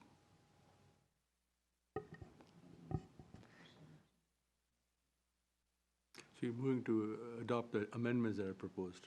I think, so we will bring back the resolution at the next meeting. But what resolution is he asking for? So it's the resolution 1691, the meeting guideline. So he's requesting a modification Okay, to he's asking. placing items on the agenda. So he wants to change that. And then there's also a modification that Mayor Turner is requesting about committee commission appointments. And the only question on that is this last sentence of her request talks about appointing citizen committees. We don't currently have any, so staff was just recommending that not be included. Yeah, she actually, I don't know, I'm not sure if everyone's aware, but she found this language actually in the town of Los Gatos. And there, this situation applies, but for us, it does not, so that's why we were recommending that would come out. And then I had just one comment, I'm sorry. Can it never apply? Or it just does not apply today? It just doesn't apply, well, I shouldn't say that. I think in the past, when there have been committees that need a citizen representative, the council votes on it as a whole rather than the mayor individually. So for example, Correct, the bicycle. And the library, which is the library commission? What group do we There assign is one resident to The library board. Library And then board. also there's a bicycle committee through VTA. Right. In the past, the whole council has made those appointments. Okay. So, yeah, we don't have any situations, and that would necessarily apply to, and I'm sorry, it's just getting late, and I forgot one. So just regarding the recommended changing regarding the placing items on the agenda, I actually was talking more with Mayor Pro Tem Lawler about this, and she, and I were, which I didn't really flesh out with the city attorney, but we'll do it now. Sorry. As you all are aware, this language was changed slightly earlier this year in February to the way it reads now, and Councilmember Lou is requesting that it be changed.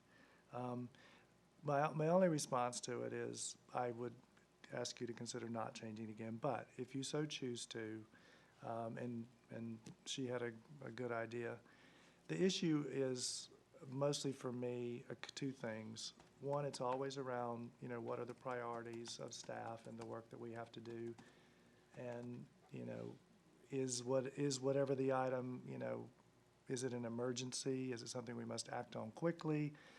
Based on, maybe a water rate increase with San Jose Water, or there's a bill coming down from the legislature and we really need to get a letter out, or some other emergency erupts that we need to deal with, is kind of one piece that I, of course, always have to consider and do consider. The other part is that a lot of times, and maybe it's just, again, part of my background, but most agenda items require some form of staff report, which often requires some form of analysis or some kind of informational item. And the truth is, in most cities, the city manager gets an enormous support there from departments, and the departments through their employees. Here, I probably write about 70% of the staff reports, even some of the ones that have other people's names on them. So so we were talking, and Mayor Pro Tem said, and this is where I'm throwing this out to the city attorney, if the council, and if this is okay, is okay with, we want an item on the next agenda, Terry, it may have to be literally just an item that says the city council will discuss. I mean, this is where I do need your input a little bit. Where it's basically, we're putting the item to be discussed, but there's really no supporting materials to it. And while that is highly unusual, it doesn't mean we can't do that. My only concern with that is, and that's why I'm looking across the way over here, is, as we notice the agenda, it has to be enough in the item title or supporting documentation that it's clear what you're going to talk about. So, do you think it's possible with some of the topics that it could be noticed in such a way that we wouldn't have to really supply any supporting documentation? It really depends on the issue. I mean, the requirement is that that there be enough information to put people on notice of when they may be interested in a topic. I'll be frank, if the item, the ad hoc committee, if we only had that title, people may not know what that means. And we may need to provide a little more detail for somebody to understand what we're going to be talking about. There are others that are self-explanatory, so it really would be a case-by-case basis of how much detail. But the other issue about that too would be then without that staff analysis, it would really just be a discussion item rather than actual formal action. So then items may end up being on the agenda twice at two separate meetings. Which is is not completely uncommon. It does happen. I mean, typically you would, depending on the complexity of the issue, and I think I gave an example of not too long ago, we did the user and regulatory fee study, and there was a lot of meat there. So we, of course, had to come to the council with basically what we would call a study session, and then, throw out background information and get your input on various pieces, and then we would come back later with the formal recommendation on it. So, it would depend on the complexity of it. And if it's a fairly simple item that we can notice, well enough that it allows for you to have discussion, then, I have no issue with placing things on the agenda at your request. In general, though, and it is part of our, I don't know if it's our rules and regulation of the municipal code, I do need a majority of the council to indicate they do wish to agendize it. So that is a requirement. So if that's the case and you're more than, willing to accept an extremely minimal, then, I don't have an issue with it. So I mean,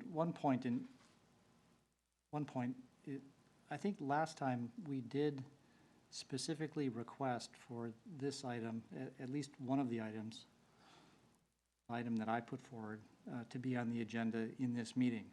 Now, I can see where the language had some wiggle room in it, and instead you brought this item forward as a discussion item without any backing resolutions to vote on in this session. So That is correct, and I think I spoke to you about that and indicated to you that I wanted to, this document is a document that isn't typically amended as often that it's being amended lately. And it's kind of interesting that, And can I finish, please? Yeah. And so forth. So I said I would like to be sure that there are there other amendments that they would like to make so we could make a comprehensive. I think you brought that concern forward in the last meeting, and I know that both the mayor in writing and in that meeting said, no, we'd like to move forward with this language. And yet, here we sit with no resolution to vote on. So I can sort of let that slide this time, but I find this a little bit divisive, the way you approached this item. I have a question. Yes. Speaking to the portion that we were talking about where we have kind of this open discussion, is that something that we would put in this document? No, I don't think it's necessary. I think it really, it's up to the city manager and to deal with the operations of the staff.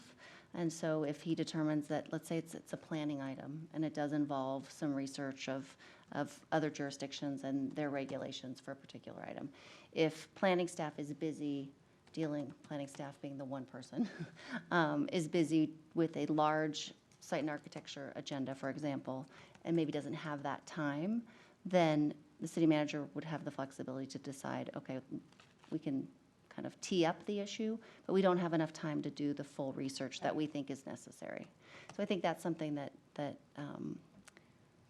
typically the city manager would have the discretion to do that. If you wanted to include this in there, you can. But I think it really would be up to the professional opinion of the city manager and his knowledge of the capacity of his staff. Well, I understand that. I mean, I'm talking just about having an open discussion with topics that we want to bring forward that aren't necessarily future agenda. I think it's more about being able to, in this forum, be able to talk about. You can't do that. Not, So unless it's on the agenda, so future agenda items is Right. very kind of nebulous, and you can throw out topics you want to bring forward, but we can't have any discussion about an item unless it's on the agenda in some defined form. So we can't have just a general, I mean, we have council member comments. so we can bring stuff up. You at could that talk point. about something, but no action can be taken unless it's listed on the agenda. Oh, yeah, no, I wasn't talking about action. I was just talking about an opportunity to. But you couldn't get feedback, you couldn't discuss, it would just be, you would talk about, you know, for example, you went to a ribbon cutting at something, that would be a council member comment.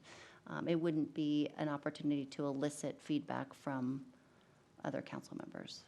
And just the last thing I'd say related to that is, and I've encouraged, I think most of you, if not all of you, when you have these ideas of what future agenda items you might want to put on the agenda, to have a conversation with me. And that way it helps me kind of understand what you're thinking, you know, what it might be. And it might even help me enormously assist you before a meeting to say, well, this is a great topic. We could include it here. We could do this. We could do that. I suggest you bring it up this way or that way. And I would say that those conversations that I have with you as individuals would, you know, help facilitate, you know, getting those on the agenda and having a little more idea of what it's about without violating the rules of discussing something that's not agendized. Does that make sense? Yeah, it does. So I'm just trying to figure out, is there, you'd said if you wanted to agendize something, you would need a quorum. You would need 3 council members. Yes, in order for, you know, us to take direction on adding things to the agenda, it does require a majority of the council. So would that involve like an email to everybody? Like if say I had something that I thought would be important? No, because what I would suggest, and maybe this is where it could start, is having this conversation, you know, not necessarily, or you know, as we meet individually, so that we can kind of, you know, flesh out what it might potentially be. And that way, when we, you know, bring it up within the context of the future agenda items, you know, I have a better idea of what you're looking for. I could express that in a general sense without really making it a, you know, a topic that we're discussing. And I think that could really help.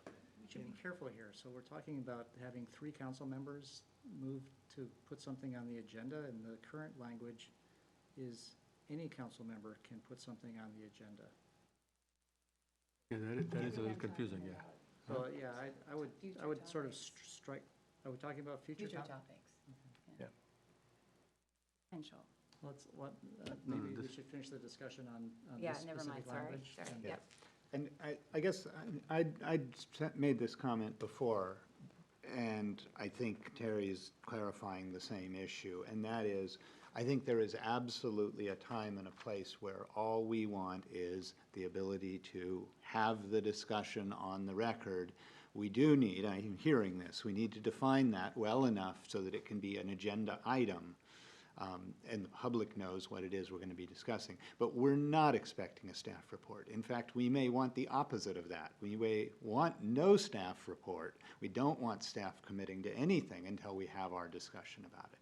I'll put an example out right now, which may not be a perfect example, but it might be that on the whole question of objective standards versus the subjective, maybe a council member would say, let's have a public meeting where we all talk about that, about what we might be able to include in objective versus subjective, and get community input on that before we even get into the serious drafting. That may not be a perfect example, but that's an idea where we, the council, want to be able to have a discussion, educate ourselves about it. The only forum we have is here, and we don't want to wait until November for that, because that whole subject of objective versus subjective is something that's going to require months of staff time, quite possibly, and lots of research. But we need to talk about it first, where we're going with it.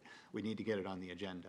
So that's just one of these examples where we're saying, no staff report, please. Don't commit to something. We want to have a discussion. We just need the public to allow us to. And so I think go back to that same point, which is anyone who feels it's really important to have a discussion with more than one other council member should be able to put something on the agenda so that we can have that discussion without making staff run around and take a position on it. So I'm all for the changes you're recommending, and I think we should implement it soon. I don't think there's necessarily a big problem between this meeting versus next meeting. I hear what you're saying, and you're saying the same thing. Just you can wait as well, but it would have been nice to be able to implement that one right away. Certainly, if anybody has a concern as to what goes on the next meeting, they'll be able to get it on the agenda, I would think. Yeah, I mean, I think the language says city manager may advise, and so I think we're all adults in the room, and if there's a consequence to going against the advice of the city manager, I think we should be able to take that into account and move forward, or not, right? I mean, I think that reasonable to expect reasonable behavior. Just one clarification. What you might want to add there is the city manager may advise but cannot override on the timing of the placement of the items for consideration. So it's not, he can advise whether you should put it on or shouldn't put it on. It's more about when does it get put on. The only last thing I would add is that there have been occasions where, you know, and Andrea and I are basically in charge of publishing the packet, and it's Tuesday or Wednesday morning at 9:30. You know, it is really difficult for us to receive 2 or 3, you know, requests, you know, for, I mean, it just, I have to have some ability to have the city council work with me, you know, to manage all the things I have to manage. And it has happened a couple of times, and I've, you know, just said, look, it's just not possible. You know, we cannot get it on there. So I just. You know, in discussion with the Los Gatos mayor, actually, in Los Gatos, they allow the mayor to set the agenda in cooperation with the city manager, right? So That is correct, and, you switch the roles. but I also, that is correct. But there is a lot of cooperation that goes on. One thing I want clarity on, at some point you said it'll take the majority of the city Well, the council reason to why I put say matters that on the agenda. is because correct me if I'm wrong, Kirsten, but under section 2.02.090 in the municipal code, it talks about council to deal with administrative matters through the city manager. And I've never worked in an organization where it didn't require a majority for direction on No, I'm things. talking about putting on the agenda, you're No, I saying a know. majority is required. That's what I wanted to I mean, check this, with her. this resolution saying anybody can bring it on, but then there is a conflict where something says Correct. it and needs a majority, so we can't have both, we can have this is one or where the other. I haven't had a chance to reach out to her. So the way that the guidelines are drafted, any council member can put an item on the agenda. So anyone can ask whether it's at a council meeting, under future agenda items, or technically at any time. And I think But here- perhaps it might be helpful if there was a cutoff for that, but that's for you to discuss. This section in 2.02.090 is directing the city manager to do something. So And you would say it doesn't apply? in that this would be situation. different That's than. different, that's than- city council I directs. just it. wanted to clarify. Okay, but it's not like putting on the agenda. So, you know, as long as there's a clear understanding between, you know, me and all of you, you know, and you understand, you know, what I have to deal with, I don't have any issue with this. And if you feel that, you know, at the end of the day, you're okay with literally, you know, just the title that hopefully has enough details so that when we get to it on the agenda, we can talk about it enough so that I can get your feedback. Because I can totally understand your frustration sometimes with, you know, the difference between being a council member and potentially sitting on some other, you know, body that's not part of government, and it's much easier to talk about stuff, and the Brown Act and all the issues associated with that. So, you know, I'm perfectly okay with the Sounds change. good. And we'll all be very mindful of the time already, Yeah. I'm sorry, 10:30. And now, if we all put all our agenda items on every agenda, we'll have a lot of fun here, I guess. So Okay, then, let's the last thing I would ask, is there any other, and that's the reason why we did not bring a resolution tonight, because I just want to verify that, are there any other additions or changes that other council members would like to see us? I think we need to discuss and finish this, this last sentence that Mayor Turner suggested.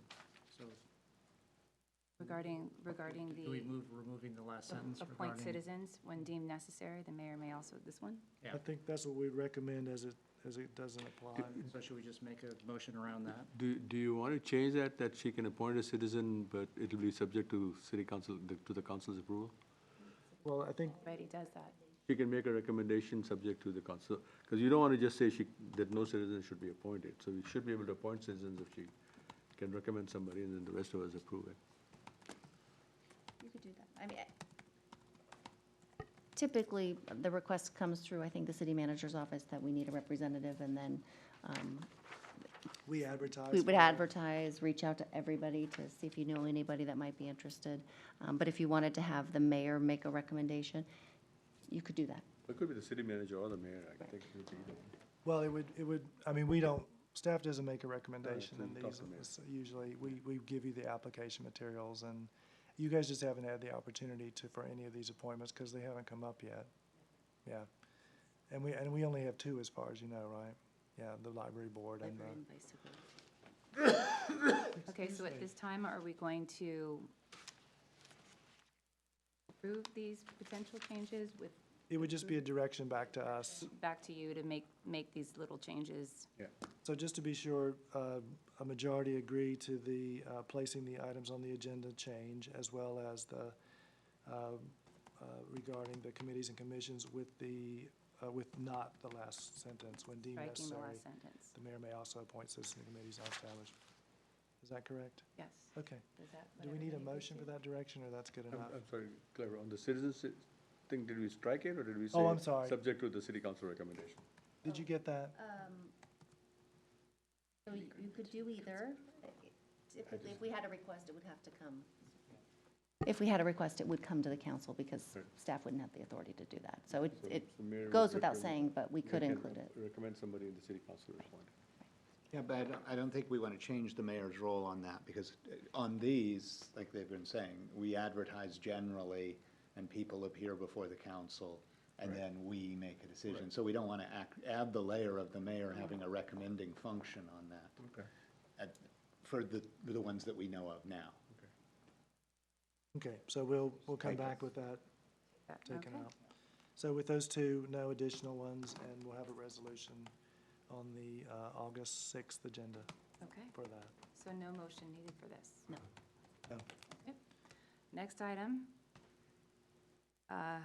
committee and commission reports. Any reports? I do have a report.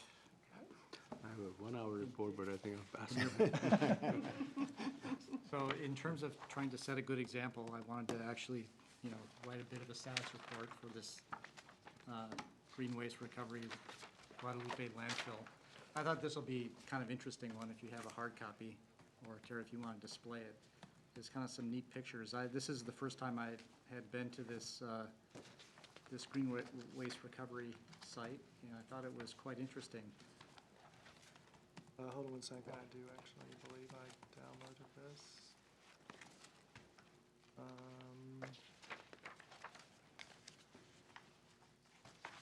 Sorry, I thought I had, but I can't find it.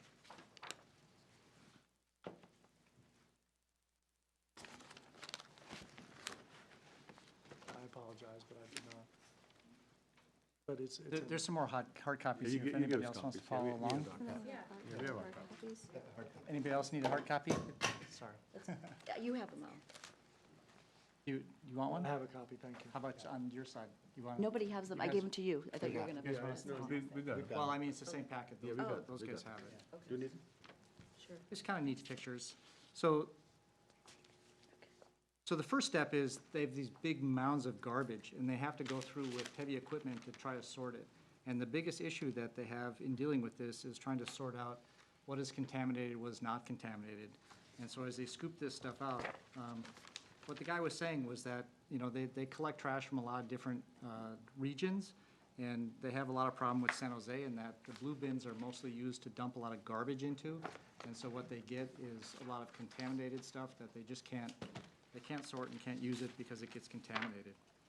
And so there's some nice pictures of them trying to sort the garbage for what, in the end, this is a business. Like, they're trying to sell this stuff, and so they need to try to pick the product that they think they can actually make some money on. And so with the next slide, you see the garbage goes into these sorting, and they've been retooling these different sorts. They have mechanical sorts, they have optical sorts, and then they have manual sorts. And they're trying to recover different types of materials from all of these sorting processes.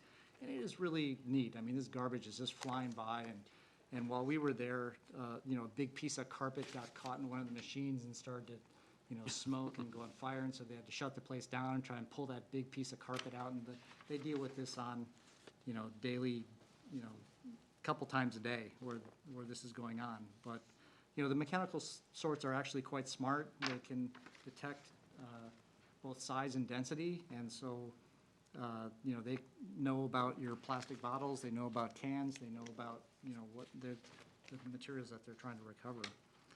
So, and then in the next page, you can see where they have some finished product bundles where this stuff is bundled up and it would be ready to go ship to whoever might buy it. Mostly the people are overseas.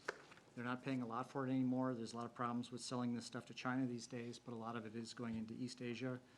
Still, once they get something bundled, they still have to look at it again for contamination inspection. And they do find if there's anything hanging out or any kind of food debris that got in and contaminated any of the product, it gets rejected. And it's very, very expensive. If that bundle gets overseas and it gets rejected at the port overseas, it has to come back. And there's like a 2 order of magnitude difference between the cost of shipping it back versus the cost of actually selling it. And so they're very incentivized to not send stuff over that is not clean.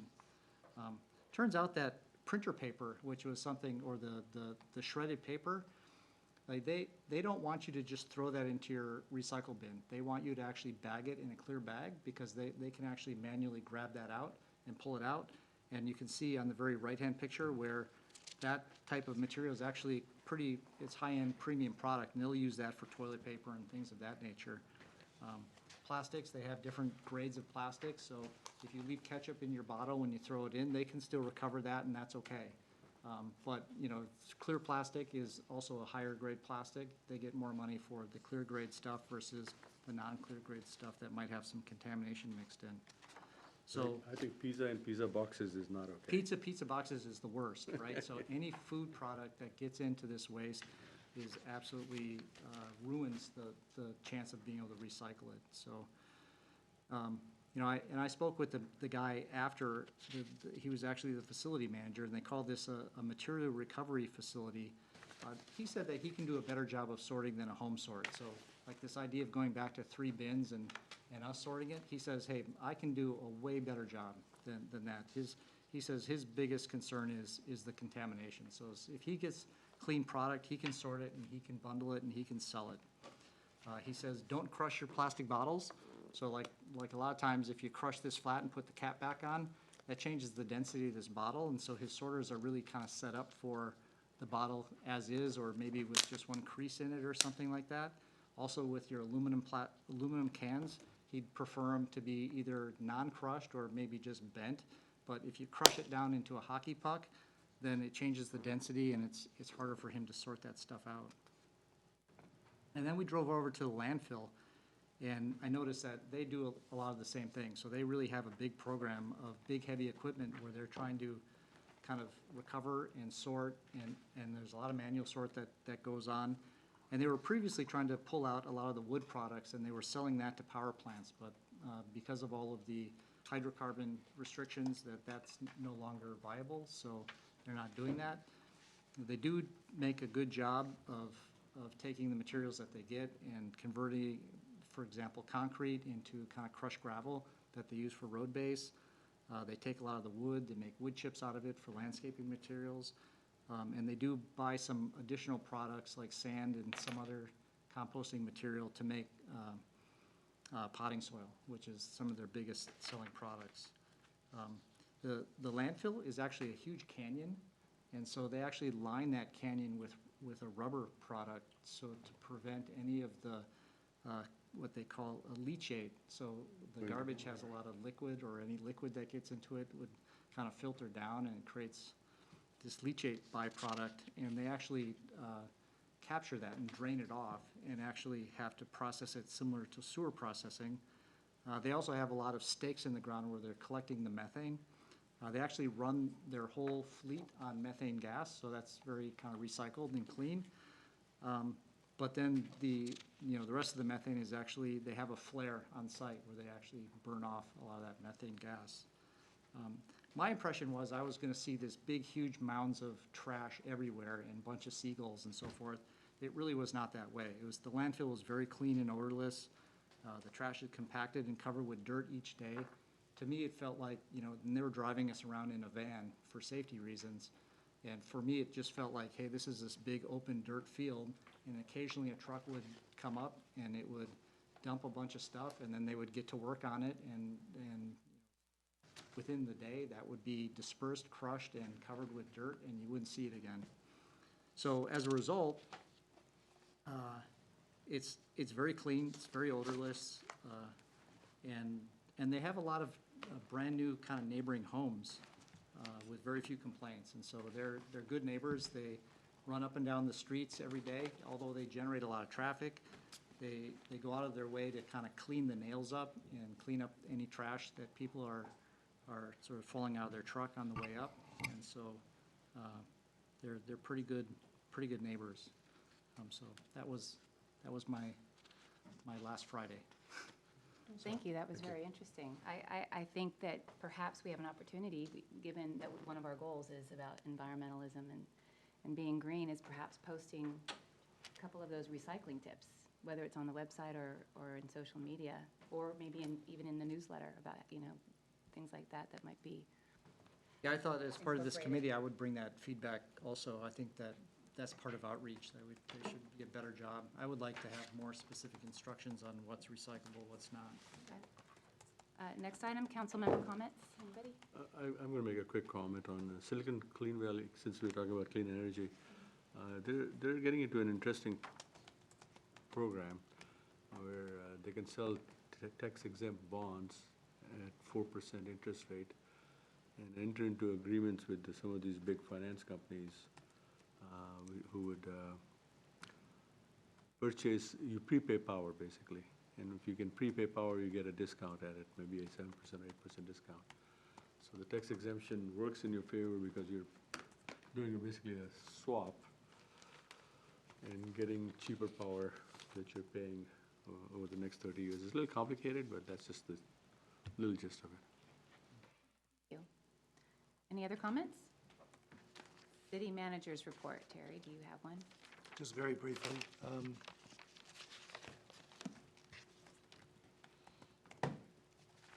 Just a reminder to the council that there will be a break in July, so our next meeting is not until August the 6th.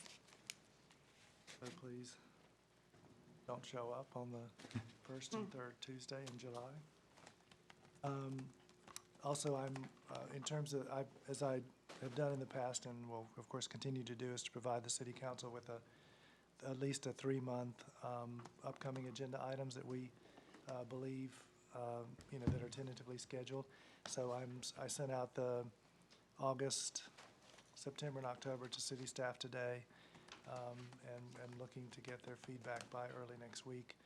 And we'll populate the calendar so we can send that out to the city council so you can have an idea of what is coming up. And so we'll get that out to you by the middle of next week. And then the last thing is, yes, we have this EV charger which just seems to be sitting there locked and unused and is getting cobwebs. The issue has been to date that we were not ADA compliant, and therefore we could not open it to the public. So finally, last week, we removed I don't know if anyone noticed, but there was a little place to sit on the back of the little building. But long story short, it was blocking the path of travel. We finally got that removed. So the only thing remaining is we have contracted with a company that has an app and/or a toll-free number, so you can use either to access the station. and we're waiting to get the, believe it or not, the sticker that goes onto the charger.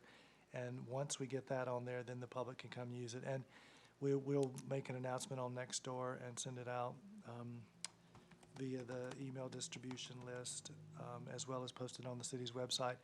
And because we've not set a fee, which the council has to do even for this, we're basically just going to say it's free to the public, while you're here at City Hall, until we come back to you. I can't remember, it's the first or second meeting, but we need to update our user and regulatory fee schedule, because when it was approved last year, the resolution included to come back to the council each year to consider adjusting it based on the cost of living index.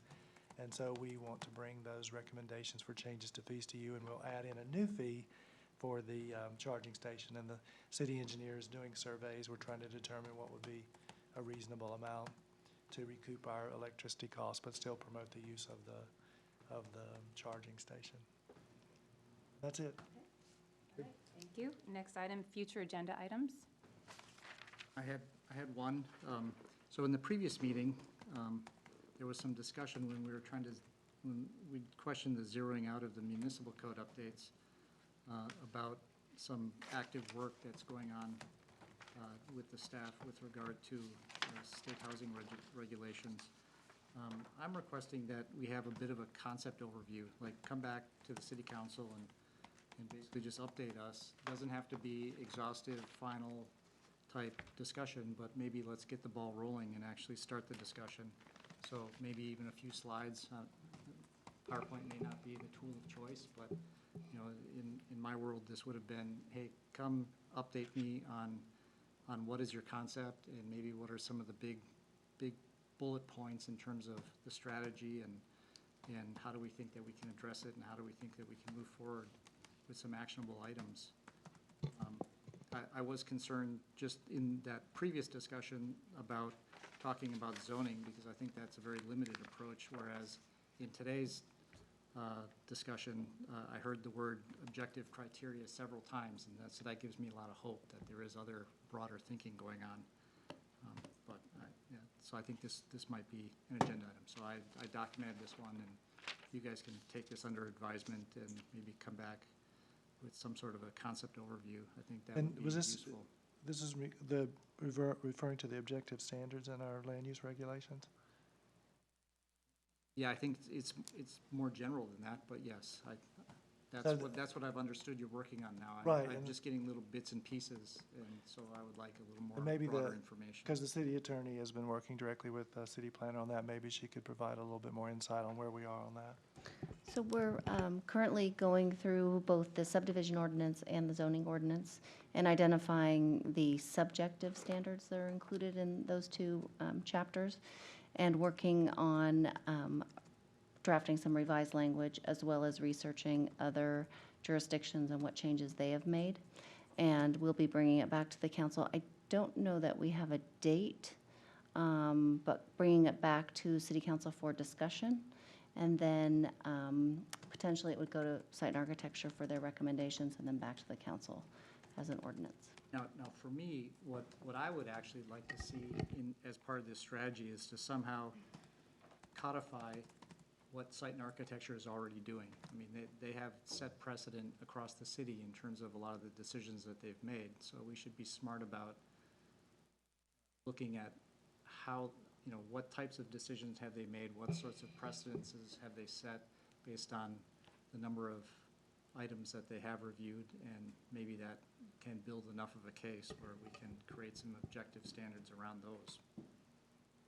Do you mean specific projects that they've approved? Perhaps, I mean, so precedent is, I guess you. I know what that is, yeah. You know what that is, So I think part of it, and this maybe needs to be part of a future discussion, but about really what does our Site and Architecture Commission do? They may not do as much as you think they do, and so maybe that's a conversation we should have. But they really just act on site development permit applications. And so, and tree removals, right. And so when we're talking about objective standards in terms of the Housing Accountability Act, we're talking more about quantifiable standards, setbacks, heights, those types of regulations, as opposed to the more nebulous, consistent with the neighborhood character, those types of things. So that's something that we're working on, and we're going to bring back some recommendations for you. I'm not sure I understand how the site and architecture's past actions play into that, but happy to talk about it with you. Perhaps we can suggest as a future agenda item, the discussion about making it a planning commission. The site and architecture, Yes. Maybe that could be, I'm asking that then to be a future agenda item. We can at least address that, and perhaps that can answer those questions. Yeah, and again, on that one, I think rather than saying it's a proposal to turn it into a planning commission, it's just a discussion of what would be entailed on the legal side and That's a yeah. little bit more than that. Yeah. Okay. All right, any others? The other item that I wanted to bring up was, and I'm not sure if it's going to come up as a future agenda item or clarification, is how we work within the legal and litigation budget if we need any additional advising or, and it wouldn't necessarily be a second opinion, but if we need kind of additional legal services.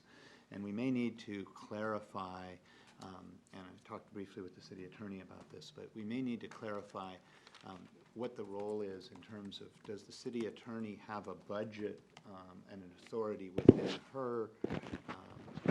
her scope if she feels that another opinion is needed before she has to bring it back to us. And so this is something I'm just bringing up now as an idea, but I wanted to work with her and get some more input maybe from other council members. So this may be coming up, not necessarily on the next agenda, but soon, if we need some clarification on how we're going to get legal services and when we might need legal services or more individualized advice sometimes. So just putting that out there. But I mean, I just can't remember off the top of my head, but Kirsten, do we not have a line item in the budget for this type of activity? We do. There's a budgeted item. There's not necessarily authority for the city attorney to hire outside counsel without going to council first. Okay. So there may just be some things that we might want to do some clarification on so that we're a little more seamless and there's a little less friction in the system if we do need to get some outside advice at some point or different advice on specific issues. All right. Okay. Is the housing ad hoc committee going to bring back a presentation at some point, or how? That's Rowena and I, and Oh, we that's should get you the- two, yeah. right? Is that in the I think plans? so. That's the one. We had tentatively put something on August the 6th. Yeah, for the first meeting in August, we'll be coming back to you with a summary of the current status of the bills. And as you all may recall, the major bill that we were most concerned about has been put on hold, at least temporarily. So there are less bills to talk about, but we are going to come back to you with just a summary of the current status. All right, are we done? We are done. Our next meeting is scheduled for August 6, 2019. The Monte Sereno City Council meeting for June 18, 2019 is now adjourned. Thank you. Was that a marathon meeting? So it's a new record. Yeah, didn't It's my